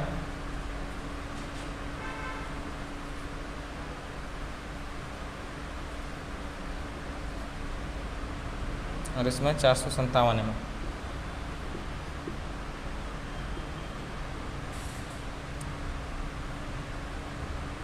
फिर वेट ऑफ हैमर 2.49।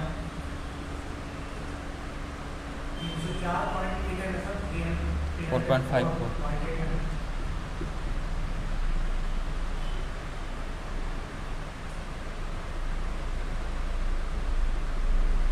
और इसमें 3 लेयर, इसमें 5 लेयर, 25 ब्लोज ईच।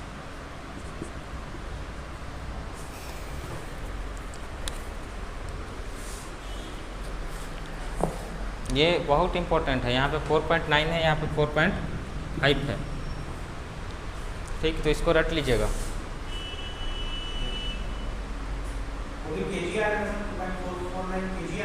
हाँ केजी, ये भी केजी। चूँकि ये लोग क्या है, ये इंच में मेज़र करते हैं इसलिए पॉइंट में आ रहा है। वो भी इंच में मेज़र किया हुआ था इसलिए उसमें आ रहा है। ठीक है, पॉइंट में आता है, पॉइंट वाला चीज़ को नहीं लिखे हैं कितना पॉइंट वाला है। और अभी एलबी में यूज़ किया है, वो भी एलबी में यूज़ किया है इसलिए वो पॉइंट में आ रहा है। और ये डायरेक्टली केजी में यूज़ किया हुआ है, तो केजी के हिसाब से बना है। उसको एलबी के हिसाब से बना है, उसको फिर कन्वर्ट कर ले हम लोग करते हैं। लेकिन एलबी में नहीं पूछता है, हमारा केजी में ही पूछेगा। इंडिया स्टैंडर्ड यूनिट के हिसाब से ही पूछता है, MKS पद्धति।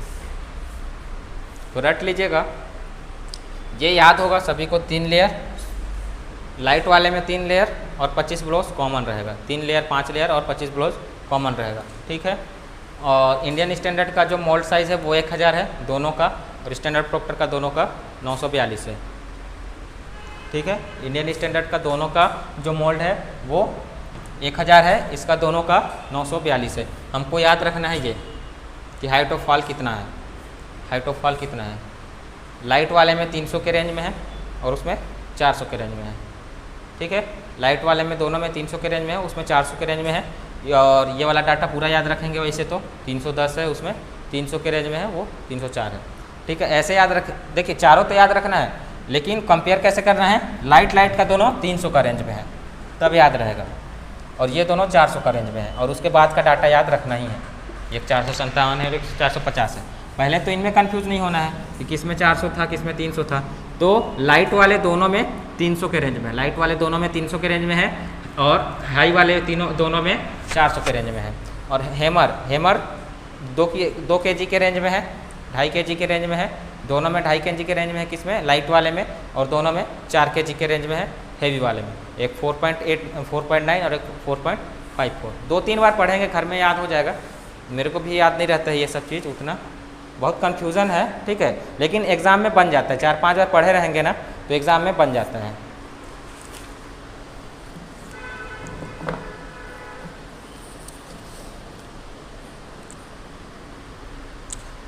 फिर देखिए, प्रोक्टर टेस्ट समझ गए, ये समझ गए। अब देखिए इसका जो ग्राफ होता है, ग्राफ से बहुत सवाल आते हैं। ग्राफ से ये, इसको लिख लीजिए, लिख लिए। अब ग्राफ जो होता है, ग्राफ से बहुत सारा सवाल आता है। ग्राफ को समझते हैं। Indian optimum graph between optimum moisture content eight dry density. Graph between optimum moisture content, graph between optimum moisture content eight maximum dry density. Graph between optimum moisture content, graph between optimum moisture content and maximum dry density.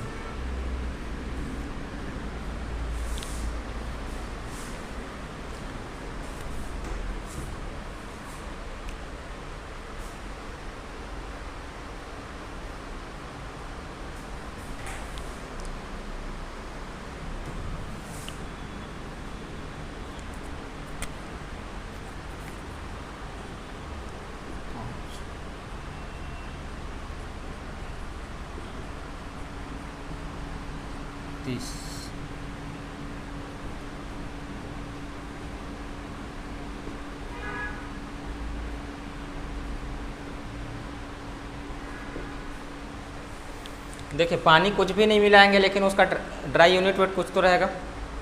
पानी कुछ भी नहीं मिलाएंगे फिर भी उसका dry unit weight रहेगा। तो मान के चलिए कि एक ग्राफ बन रहा है ऐसा, एक ग्राफ ऐसा बन रहा है। इस ग्राफ से क्या समझ में आ रहा है कि मैक्सिमम वाटर कंटेंट कितना के लगभग है, इतना के लगभग है। और मैक्सिमम ड्राई डेंसिटी कहाँ पे जा रहा है, 25 पे जा रहा है। हालांकि इतना नहीं जाता है, मैं ऐसे ही बना दिया हूँ रैंडम, 20-22 तक मैक्सिमम जाता है। ठीक है, तो एक हो गया ये। अगर हम दो टाइप का टेस्ट कर रहे हैं, ठीक है, एक होता है स्टैंडर्ड प्रोक्टर टेस्ट और एक होता है प्रोक्टर टेस्ट। एक होता है प्रोक्टर टेस्ट और एक होता है इंडियन प्रोक्टर टेस्ट। तो मान के चलिए कि दो ग्राफ है, ये मान के चलिए कि प्रोक्टर टेस्ट हो गया, स्टैंडर्ड प्रोक्टर टेस्ट। ये जो ग्राफ हो गया ग्राफ 1, ये हो गया स्टैंडर्ड प्रोक्टर टेस्ट। ठीक है, अगर मैं अब साथ में अब मॉडिफाई प्रोक्टर टेस्ट को यूज़ करूँ, ध्यान से समझिएगा, मॉडिफाई प्रोक्टर टेस्ट को यूज़ करूँ, तो अब मैं मॉडिफाई प्रोक्टर टेस्ट को यूज़ कर रहा हूँ। तो मॉडिफाई प्रोक्टर टेस्ट में जो हैमर यूज़ करते हैं वो भारी होता है कि हल्का होता है, भारी। मतलब कि वेट को हम लोग क्या किए, बढ़ा दिए। हाइट को क्या किए हम लोग, height of the fall, height of the fall बढ़ा दिए। ठीक है, हाइट ऑफ द फॉल बढ़ा दिए, या फिर वेट ऑफ द हैमर बढ़ा दिए, या फिर हाइट ऑफ द फॉल बढ़ा दिया, या फिर स्टैंडर्ड प्रोक्टर टेस्ट से हम लोग मॉडिफाई प्रोक्टर टेस्ट में गए। तो इसका डेंसिटी में क्या प्रभाव पड़ेगा, इसका डेंसिटी में क्या प्रभाव पड़ेगा। तो जब हम वेट को बढ़ा दिए, जब हम वेट को बढ़ा दिए तो वो ज़्यादा कॉम्पैक्ट होगा कि कम कॉम्पैक्ट होगा, ज़्यादा कॉम्पैक्ट होगा। उसको और ज़्यादा कॉम्पैक्ट करने के लिए पानी का जो क्वांटिटी है वो ज़्यादा लगेगा कि कम लगेगा, पानी को कम कम डालना पड़ेगा। तो कम कम पानी में ही वो ज़्यादा वो हो जाएगा, मतलब डेंसिटी ज़्यादा मिलेगा हमको, और पानी का मात्रा कम होगा कि ज़्यादा होगा। मतलब समझ पा रहे हैं, पहले 5%, इसमें पहले 5% मिला है, 10% मिला है, 15% मिला है, तो 15% में जाके ऑप्टिमम मिला। उसके बाद अब हम लोग क्या कर रहे हैं, मॉडिफाई प्रोक्टर टेस्ट कर रहे हैं, मतलब कि वेट ऑफ द हैमर हम लोग बढ़ा दिए, वेट ऑफ द हैमर बढ़ा दिए, मतलब ज़्यादा तेज़ी, मतलब इम्पैक्ट लोड हो गया हमारा, वो बढ़ गया। इम्पैक्ट लोड बढ़ गया, तो इम्पैक्ट लोड बढ़ गया तो अब हमारा जो डेंसिटी है वो ज़्यादा मिलेगा कि उतना ही मिलेगा कि कम मिलेगा। वेट बढ़ा दिए तो डेंसिटी ज़्यादा मिलेगा, ये तो पक्की बात है कि डेंसिटी ज़्यादा मिलेगा। तो डेंसिटी ज़्यादा मिलेगा तो दो ग्राफ हम बना सकते हैं। एक तो हो सकता है डेंसिटी ज़्यादा मिलेगा तो ये ग्राफ सेम मिले, या तो डेंसिटी ज़्यादा मिले उसके लिए ये ग्राफ मिले, या तो डेंसिटी ज़्यादा मिले उसके लिए ये ग्राफ मिले।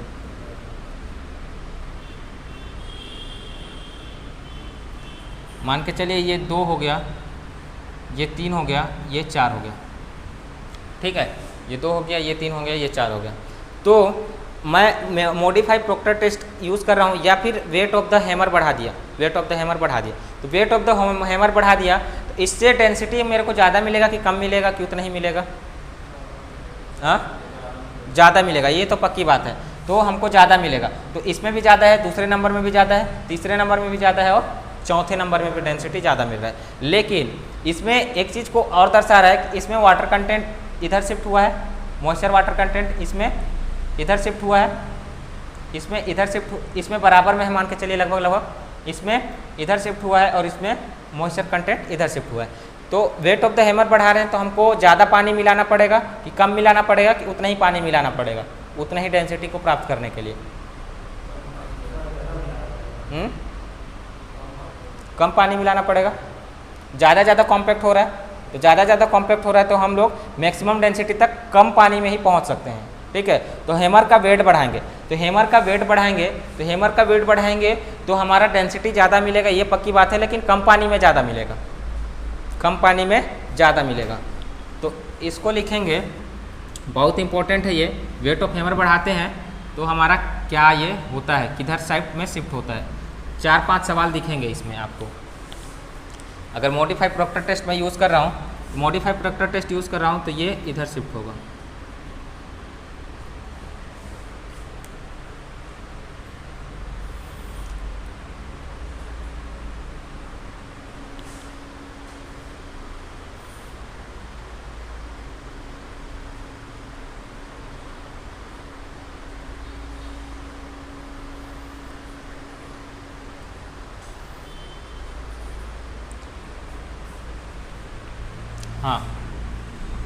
हाँ उसको मैं बता रहा हूँ, उसी को बता रहा हूँ। ये हो गया स्टैंडर्ड प्रोक्टर टेस्ट, और ये दूसरा क्या हो गया, मॉडिफाई प्रोक्टर टेस्ट। ठीक है।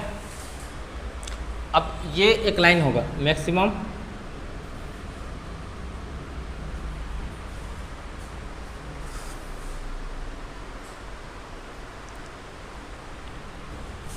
वेट साइड, और इसको भी देखते हैं। देखिए स्टैंडर्ड प्रोक्टर टेस्ट है, स्टैंडर्ड प्रोक्टर टेस्ट है, मैक्सिमम डेंसिटी प्राप्त हो गया। उसके बाद इधर का इसका मतलब ये समझ में आ रहा है कि जितना भी वर्ड्स था वो पूरा का पूरा वर्ड्स कौन ले लिया, पानी ले लिया, ठीक है। इसके बाद फिर इधर हम लोग जा रहे हैं तो पानी मिल रहा है, पूरा का पूरा पानी मिल रहा है, बिल्कुल भी हवा नहीं मिल रहा है, बिल्कुल भी हवा नहीं मिल रहा है। तो इधर वाले को हम लोग क्या बोलेंगे, ड्राई साइड, और इधर वाले को क्या बोलेंगे हम लोग, वेट साइड। इधर वाले को क्या बोलेंगे हम लोग, ड्राई साइड, और जो ऑप्टिमम मॉइस्चर कंटेंट के राइट साइड में उसको क्या बोलेंगे, वेट साइड। क्योंकि पूरा का पूरा पानी, पूरा का पूरा वर्ड्स कौन ले लिया, एयर ले लिया, पूरा का पूरा पूरा का पूरा वर्ड्स को कौन भर लिया, एयर भर लिया। बिल्कुल भी अब हमारा ड्राई नहीं है, पूरा का पूरा मिट्टी गीला हो चुका है।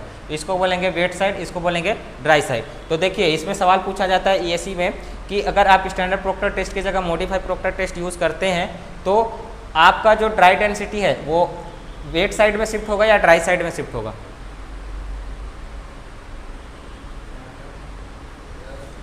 ये हम स्टैंडर्ड प्रोक्टर टेस्ट के जगह पे मॉडिफाइड प्रोक्टर टेस्ट यूज़ करते हैं तो हमारा optimum moisture content wet side में शिफ्ट होगा कि ड्राई साइड में शिफ्ट होगा, इसके रिस्पेक्ट में ड्राई साइड में। ये समझ गए, ये सवाल आया हुआ है 3-4 बार। या फिर बोलेगा कि वेट ऑफ हैमर बढ़ाते हैं, वेट ऑफ हैमर बढ़ाते हैं या फिर कॉम्पैक्शन का इम्पैक्ट लेवल बढ़ाते हैं तो हमारा optimum moisture content wet side पे शिफ्ट होगा या फिर ड्राई साइड पे शिफ्ट होगा।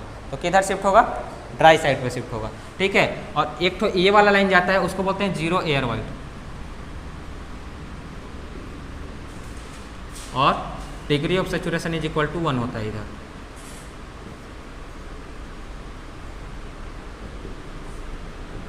समझ में आया बिहारी, वेट साइड और ड्राई साइड। अब इस पे रिलेटेड सवाल करते हैं।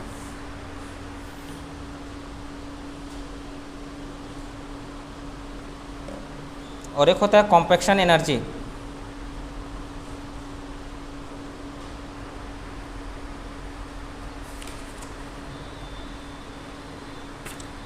यहाँ तक समझ में आ गया होगा।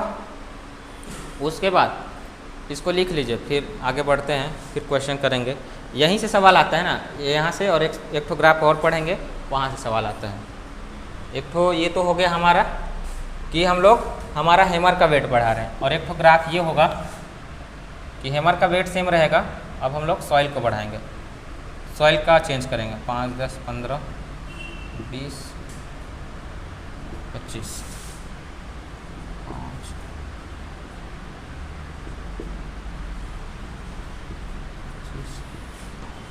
30। अब देखिए हम लोग ले रहे हैं क्ले, एक ले रहे हैं क्ले या फिर कोर्स ग्रेन सॉइल।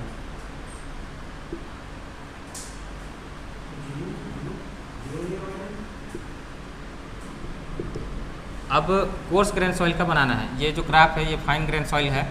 अब कोर्स ग्रेन सॉइल का आपको बनाना है। कोर्स ग्रेन सॉइल का आपको ग्राफ बनाना है। इसको लिख लीजिए, फिर समझ जाइए, फिर उसको डील करते हैं। लिख लीजिए, समझ जाइए, फिर उसको डील करते हैं। फिर एक चीज़ बचा है कॉम्पैक्शन एनर्जी, उसको बोलेंगे, फिर क्वेश्चन करेंगे। तो कॉम्पैक्शन का फिर पूरा सवाल बन जाएगा आप लोगों से।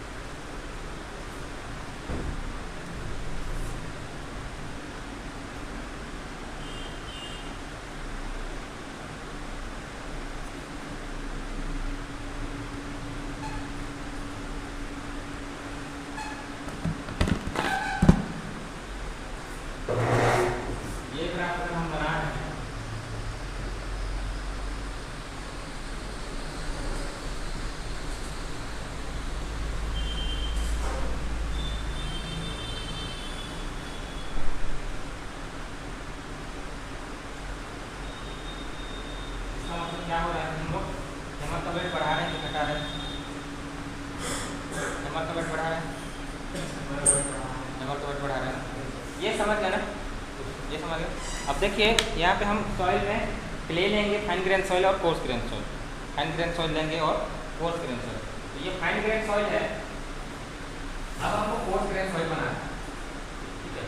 तो मिट्टी और सैंड, मिट्टी और सैंड, सॉरी मिट्टी हमारे पास हो गया क्ले और कोर्स एग्रीगेट मिट्टी, ठीक है। दोनों में किसका यूनिट वेट ज़्यादा होगा? कोर्स ग्रेन सॉइल का यूनिट वेट ज़्यादा होगा। इसमें वर्ड्स का संख्या ज़्यादा होता है, वर्ड्स का वॉल्यूम किसमें ज़्यादा होता है? कोर्स में ज़्यादा होता है। कोर्स में ज़्यादा होता है कि फाइन में होता है? फाइन में ज़्यादा होता है। वॉल्यूम ऑफ वर्ड्स किसमें ज़्यादा होता है? कोर्स में।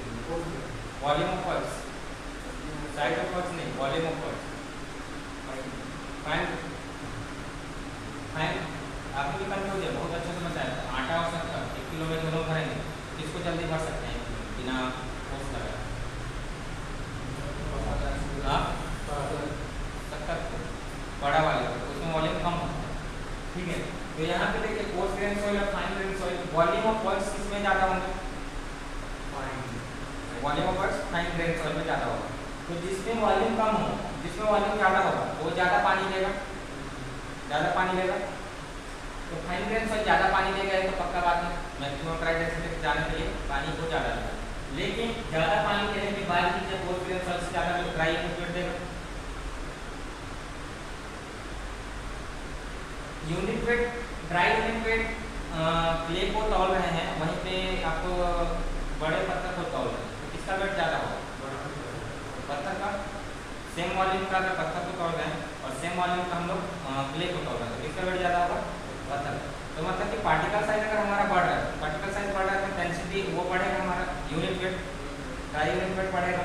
तो कोर्स ग्रेन सॉइल का यूनिट वेट ज़्यादा होगा, dry unit weight, maximum dry unit weight ज़्यादा होगा, इसका मैक्सिमम ड्राई यूनिट वेट ज़्यादा होगा, कोर्स का ज़्यादा होगा, ये बात आपकी है। तो कोर्स ग्रेन सॉइल का ड्राई यूनिट वेट ज़्यादा होगा और पानी कौन ज़्यादा सोखेगा? Fine grain soil. ये बात समझ में आता है। कोर्स ग्रेन सॉइल है तो कोर्स ग्रेन सॉइल है तो इससे ज़्यादा यूनिट वेट होगा, यूनिट वेट इससे तो ज़्यादा होगा, यूनिट वेट ज़्यादा होगा, लेकिन पानी ज़्यादा लेगा कि कम लेगा?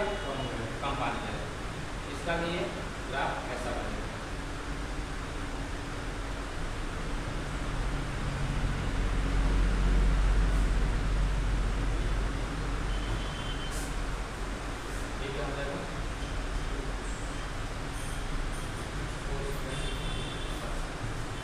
मॉइस्चर कंटेंट भी कम है और डेंसिटी भी ज़्यादा है।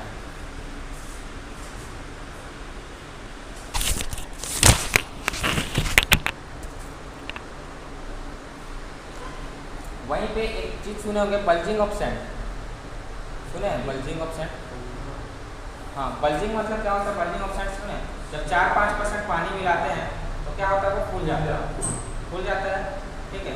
तो सैंड का एक अलग से बनता है। बल्जिंग ऑफ सैंड में क्या होता है कि सैंड का वॉल्यूम काफ़ी ज़्यादा बढ़ जाता है, सैंड का वॉल्यूम काफ़ी ज़्यादा बढ़ जाता है। मतलब कि 1 kg सैंड है वो हमको 900 सेंटीमीटर क्यूब में भरा हुआ है, इसमें 4 से 5% पानी मिला दिया।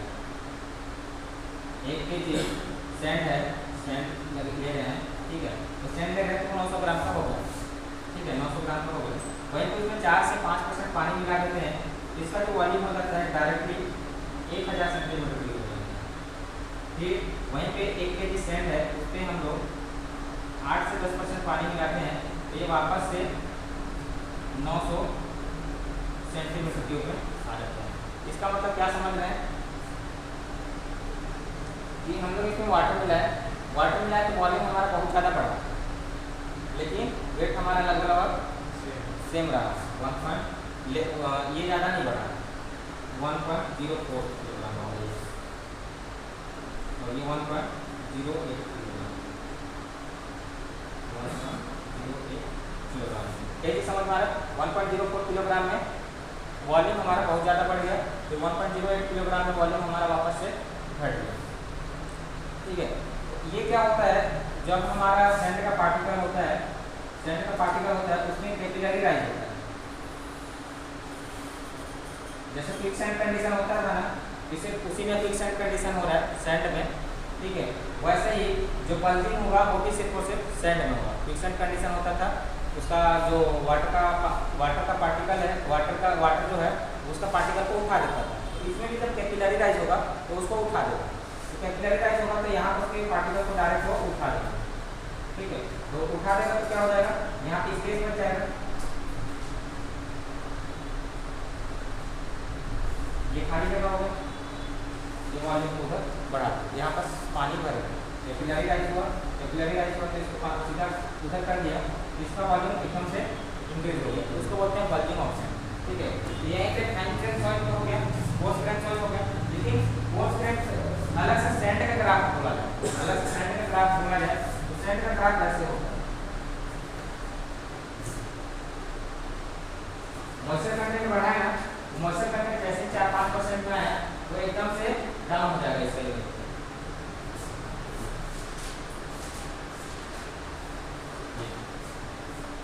ये 5% से कम है, लगभग 5% में है, एकदम से यूरिक वेट उसका कम हो गया।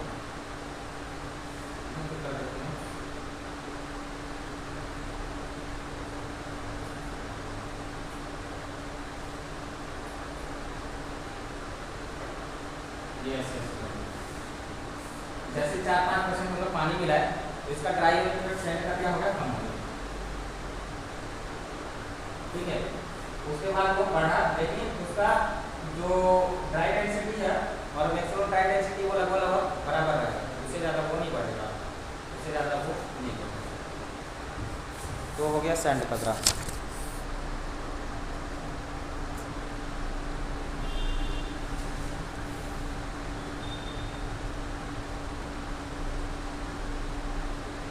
मैक्सिमम ड्राई डेंसिटी का क्या फार्मूला होगा, उसको लिख लीजिए। Maximum dry density equal to gamma पर 1 प्लस वाटर कंटेंट।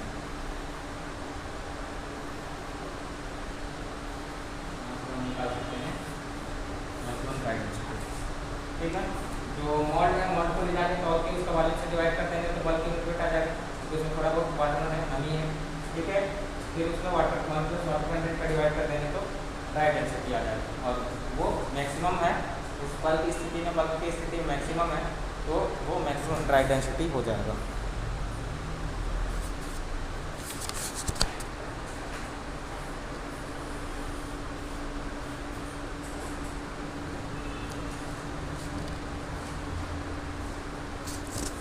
तो जो है सैंड का वो वी से पूछेगा तो वी से हो गया। अब बोलेगा प्लास्टिसिटी के हिसाब से, प्लास्टिसिटी के हिसाब से बोलेगा कि अगर प्लास्टिसिटी हम बढ़ा रहे हैं तो प्लास्टिसिटी बढ़ा रहे हैं तो मैक्सिमम ड्राई डेंसिटी के लिए प्लास्टिसिटी अगर हम लोग बढ़ा रहे हैं, ध्यान सुनिएगा, हम लोग प्लास्टिसिटी बढ़ा रहे हैं, प्लास्टिसिटी इंडेक्स को हम लोग बढ़ा रहे हैं, ठीक है। तो गामा डी के लिए OMC बढ़ेगा कि घटेगा, अगर प्लास्टिसिटी इंडेक्स बढ़ा रहे हैं तो गामा ड्राई बढ़ेगा कि घटेगा, और OMC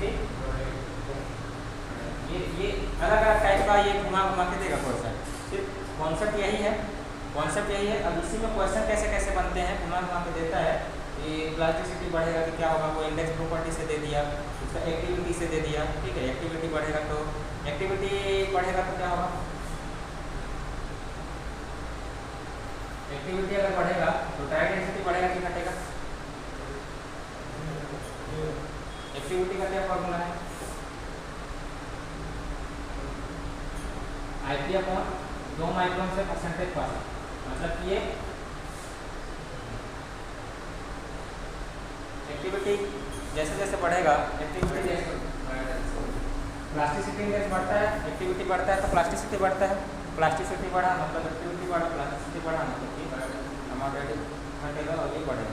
ये सब चीज़ अपना कॉन्सेप्ट से बना लेंगे, क्वेश्चन करें। इसको 0 एयर वर्ड बोलते हैं, और 0 एयर वर्ड में देखिए उससे से कितना परसेंट होगा, 100% होगा या फिर 1 होगा। और ऑप्टिमम मॉइस्चर कंटेंट किसको बोल रहे हैं, वह मॉइस्चर कंटेंट जहाँ सॉइल का डेंसिटी मैक्सिमम है। लिख लीजिए ऑप्टिमम मॉइस्चर कंटेंट में वह वाटर कंटेंट जिसमें सॉइल का डेंसिटी ड्राई डेंसिटी मैक्सिमम हो, वह वाटर कंटेंट जहाँ पे सॉइल का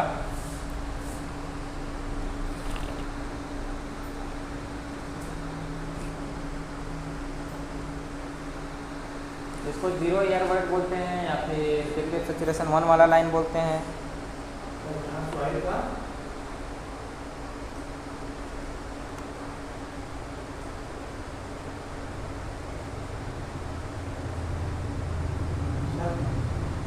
वो वाटर कंटेंट सॉइल का मैक्सिमम ड्राई डेंसिटी मैक्सिमम हो, ड्राई डेंसिटी मैक्सिमम हो।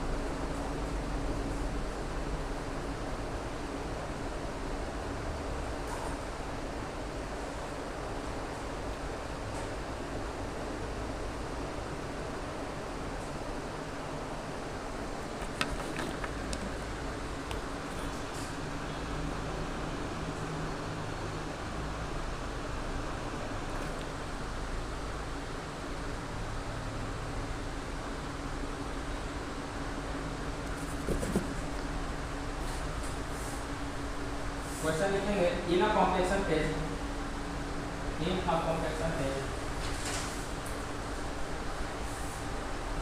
इन a compaction test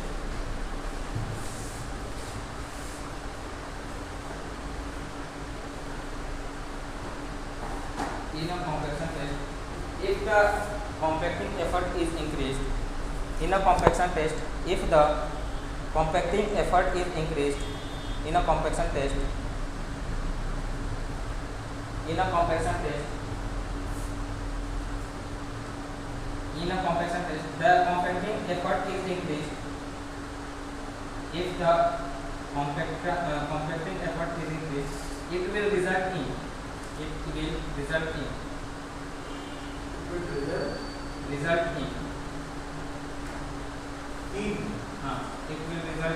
in a compaction test question है in a compaction test if compacting effort is increased it will result in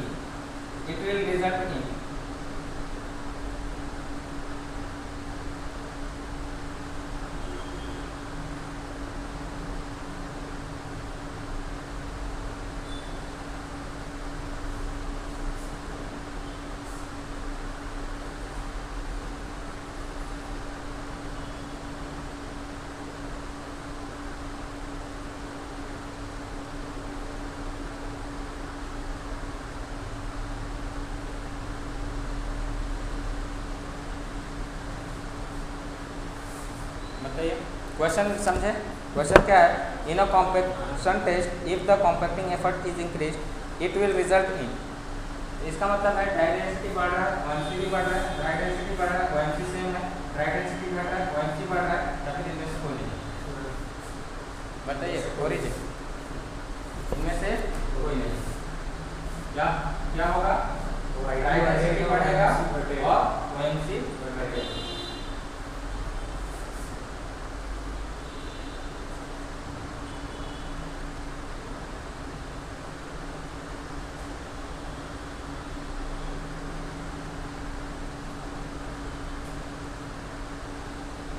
question भेज रहा हूँ book में, अब इसको अपने कॉपी में लिखेंगे और खुद से बनाएंगे।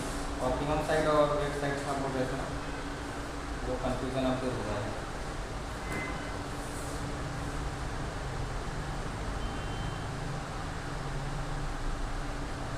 अभी बताया था ना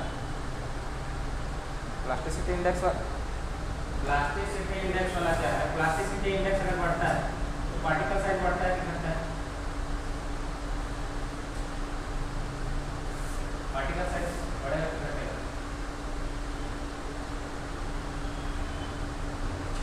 पार्टिकल साइज घटेगा। पार्टिकल साइज घट रहा है, पार्टिकल साइज घट रहा है मतलब कि हम लोग फोर्स से हम लोग टाइम की तरफ आ रहे हैं।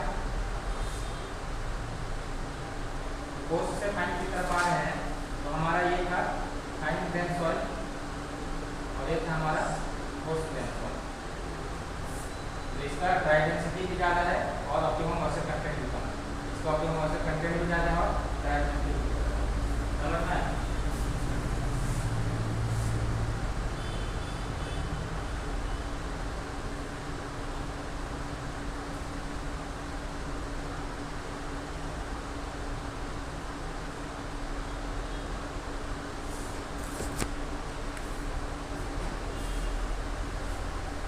क्वेश्चन से जाऊँ उसको बनाइए, उसके बाद एक और क्वेश्चन है उसको बनाइएगा।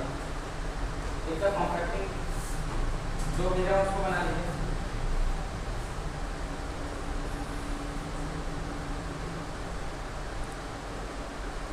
जो भेजा उसको बना लीजिए, क्वेश्चन करेंगे।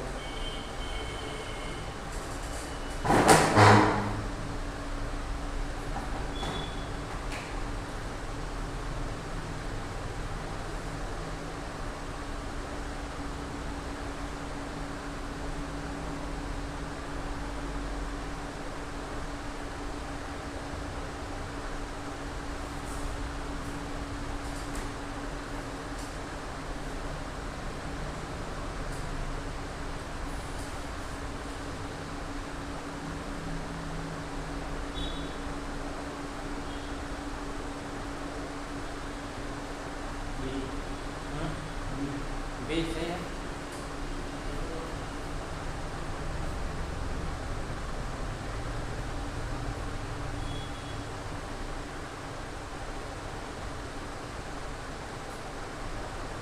When the soil is compacted in which the following, when the higher compactive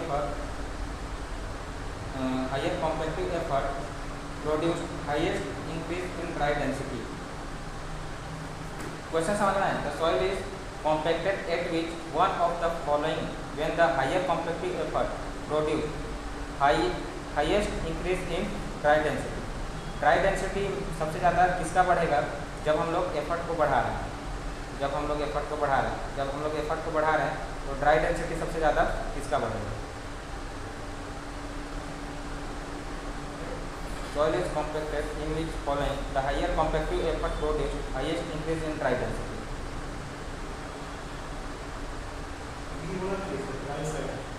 dry side होगा। यस सर, ड्राई साइड होगा। कि अभी आप आएंगे सर, ड्राई साइड होगा तो आप बताओगे आप नहीं, कौन सा बोल रहे थे काका? सी बोल रहे थे। राइट साइड ये देखिए, ये पहले ऐसे था, ठीक है। अब हम लोग वेट बढ़ा दिए, कॉम्पैक्टिंग एफर्ट बढ़ा दिए, वेट बढ़ा दिए, ठीक है।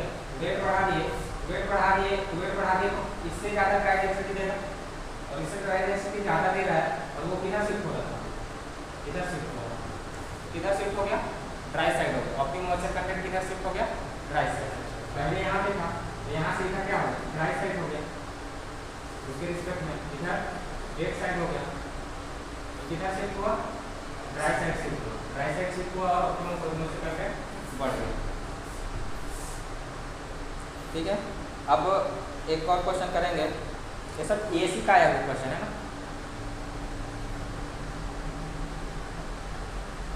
Increasing order of their maximum dry density.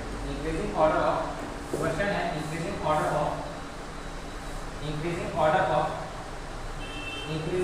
Of their maximum dry density. Increasing order of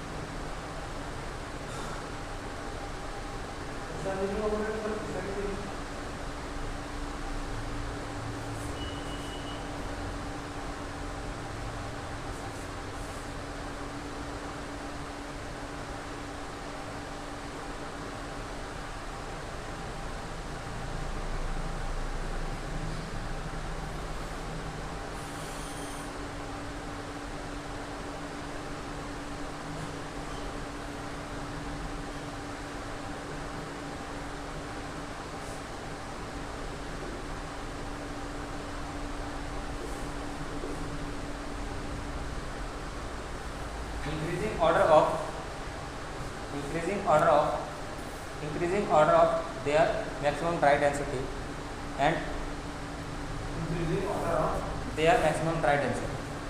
Increasing order of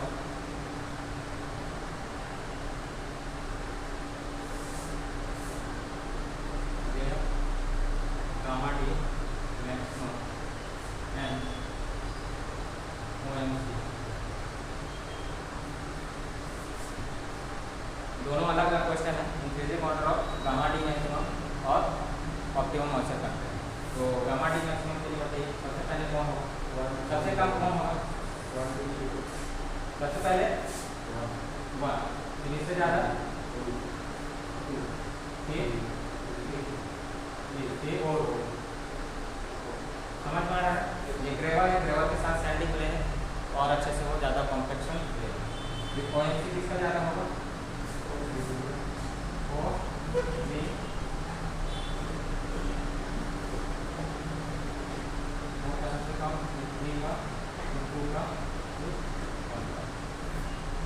बन जाएगा.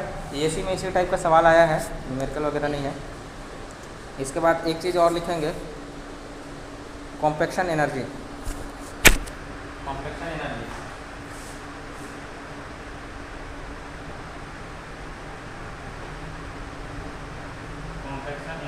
ये ACS में आया था हमारे पास टाइम में 2020 में. ठीक है, इसको मैं रट के गया था, ये तो नहीं बनता एग्जाम में, उतना सारा डाटा याद नहीं रहता है. ठीक है, कॉम्पैक्शन एनर्जी हेडिंग डालेंगे, compaction energy.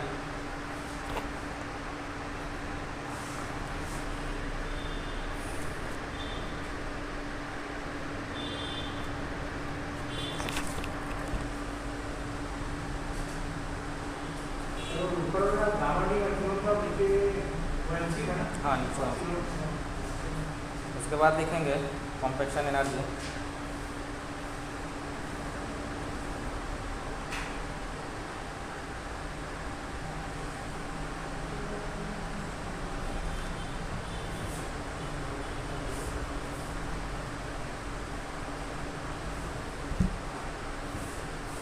Compaction energy equal to MgH. MgH मतलब कि height of the fall. MgH into number of flows. Height, weight और height of the fall. M मतलब उसका मास, G मतलब gravity, height of the fall. MgH into number of flows into number of layers upon volume.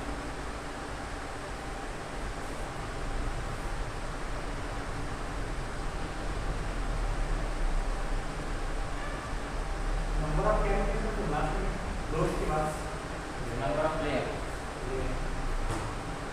ये आया हुआ था अलग अलग टेस्ट के लिए. ठीक है, अलग अलग टेस्ट के लिए आया हुआ था.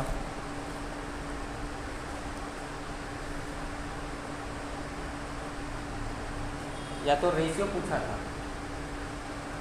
कॉम्पैक्शन एनर्जी इतना होता है. ठीक है, हमारे एग्ज़ाम में पूछा था रेशियो कि हेवी कॉम्पैक्शन और light compaction, heavy compaction test और light compaction test, heavy compaction test और light compaction test, heavy compaction test और लाइट कॉम्पैक्शन टेस्ट में रेशियो पूछा हुआ था. हेवी कॉम्पैक्शन टेस्ट और लाइट कॉम्पैक्शन टेस्ट में रेशियो पूछा था एनर्जी का. कॉम्पैक्शन टेस्ट एनर्जी का रेशियो पूछा था. हेवी कॉम्पैक्शन टेस्ट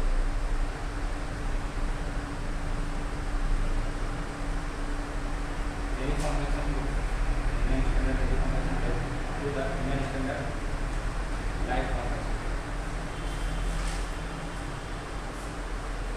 क्या क्या वॉल्यूम दोनों में सेम था.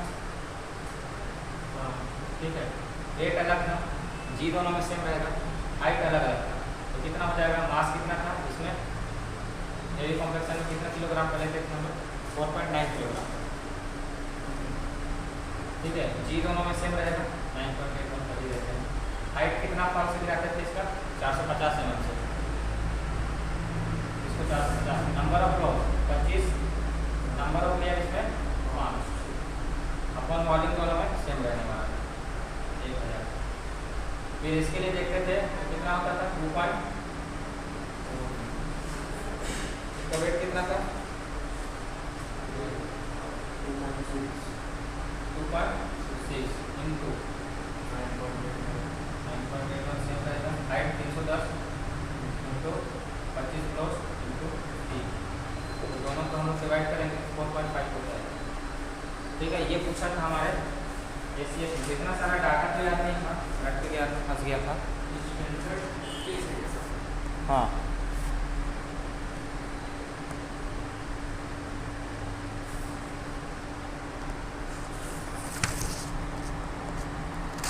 इंडियन स्टैंडर्ड है अलग, और स्टैंडर्ड का पूछेगा लाइट कॉम्प्लेक्शन या हेवी कॉम्प्लेक्शन सिर्फ ये रहेगा। हाँ, और हेवी और लाइट का दिए रहेगा तो उधर वाले को लिखेंगे। ठीक है, या फिर स्टैंडर्ड या फिर मॉडिफाइड का दिए रहेगा, तो उधर जो उधर दौड़ को लिखे थे उसका लिखेंगे। ठीक है, एक का पूछा है इसका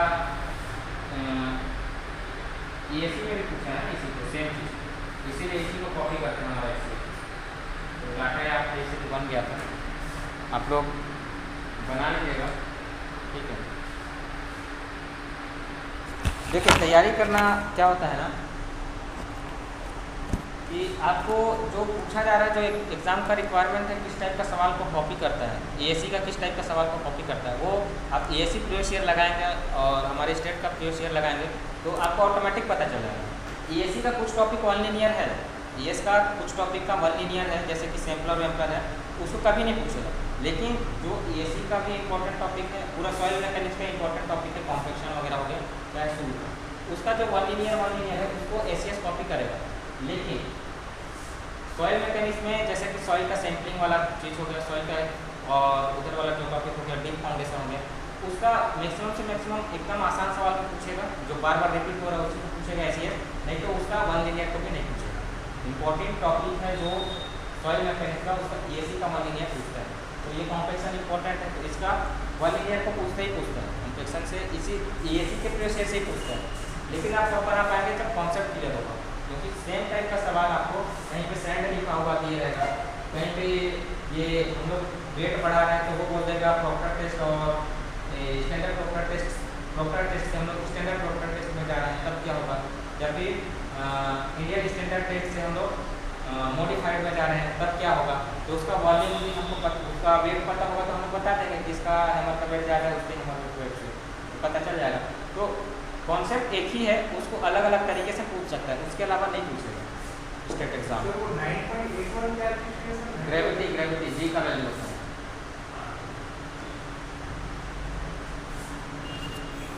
चलिए कॉम्पेक्शन में इतना ही था, कॉम्पेक्शन में इतना ही है, कंसोलिडेशन कल पढ़ेंगे।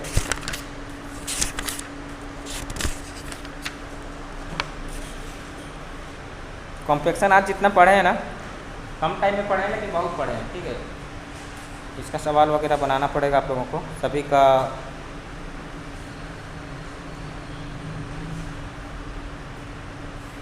इसको रिवीजन कर ही लीजिएगा। ठीक है, रिवीजन नहीं करेंगे तो बहुत सारा चीज़ हम लोग नहीं लिखे हैं लेकिन समझ गए हैं सबको।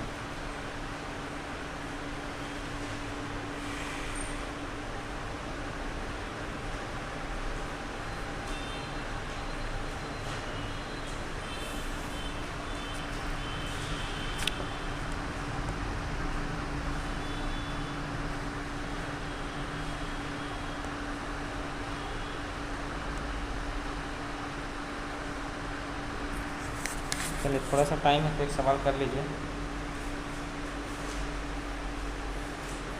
लास्ट सवाल कर लीजिए, थोड़ा सा टाइम है,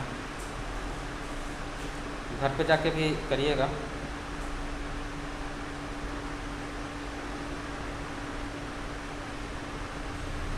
6 मिनट है, 10 बजे तक इसको करिए 6 मिनट। हाँ हाँ 4.5 आएगा, कैलकुलेट कर लीजिएगा, इसमें वो नहीं दिया हुआ है, कैलकुलेट करने से नहीं आएगा। और इससे और ठीक है, इसको अलग अलग के लिए लिखेंगे ना, क्या याद हो जाएगा हमको, इसका चीज़ें याद हो जाएगा, कितना हाइट से गिरा रहा है कितना इसका। ठीक है, उसको डायरेक्टली कॉपी में रखेंगे तो कन्फ्यूजन हमेशा रहेगा, लेकिन रेशियो निकालेंगे तो रेशियो वगैरह निकालेंगे तो क्या होगा, वो याद होगा डायरेक्ट किसमें कितना कितना लिए। एक क्वेश्चन है जो मैं भेजा हूँ ग्रुप में कि optimum moisture content of the soil is 16.5% and its maximum dry density is 1.57 gram per centimeter cube. Specific gravity is 2.65. Determine degree of saturation and air content, percentage air content at OMC, theoretical dry density at OMC corresponding to 0 air content. Calculate the air voids at OMC.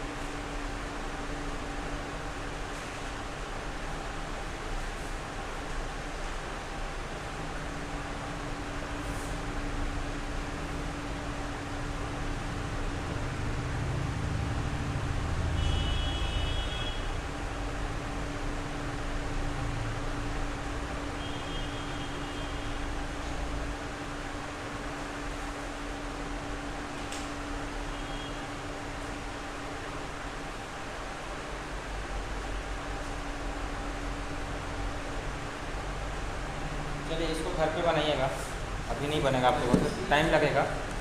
इसमें air content वगैरह दिया होगा, लिख के देता हूँ कैसे बनेगा।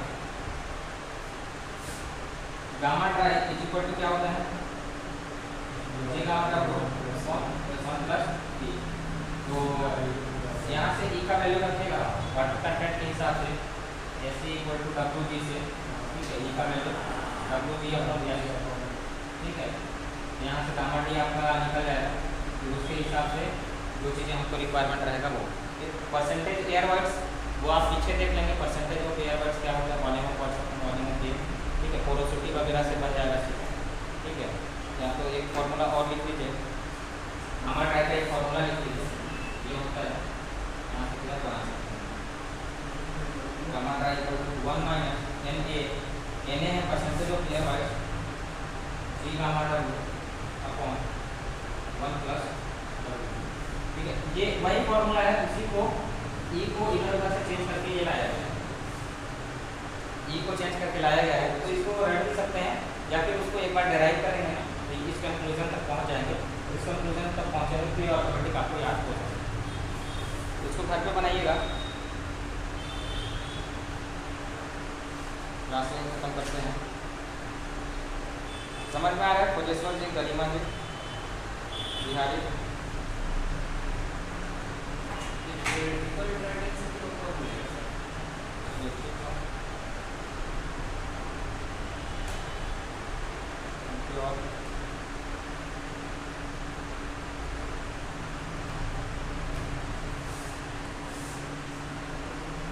ठीक है। क्लास खत्म करें, कुछ डाउट है? हाँ ये थ्योरेटिकल ड्राई डेंसिटी है, ये मैक्सिमम इतना आएगा। लैब ये थ्योरेटिकल इतना आना चाहिए, कंटेंट वंटेंट दिया है तो इतना आना चाहिए, लेकिन लैब में करेंगे तो थोड़ा बहुत वेरिएशन आएगा, ठीक है। लैब में करेंगे तो थ्योरेटिकल इतना आना चाहिए कि वाइड 0 हो जाएगा तो डेंसिटी कितना आएगा। ये सब थ्योरेटिकल वाइड रेशियो है, और जो हम लोग डॉक्टर टेस्ट के थ्रू निकालेंगे वो हमारा प्रैक्टिकल वाला रहेगा, किया हुआ वाला रहेगा। ये सब थ्योरेटिकल है, जो फॉर्मूला से निकल रहा है वो सब थ्योरेटिकल ड्राई डेंसिटी है।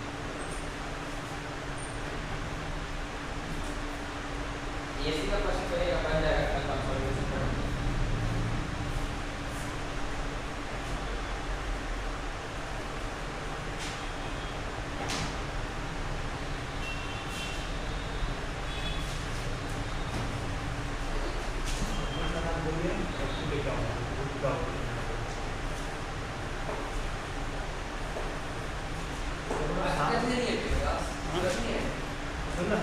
कल आज सामने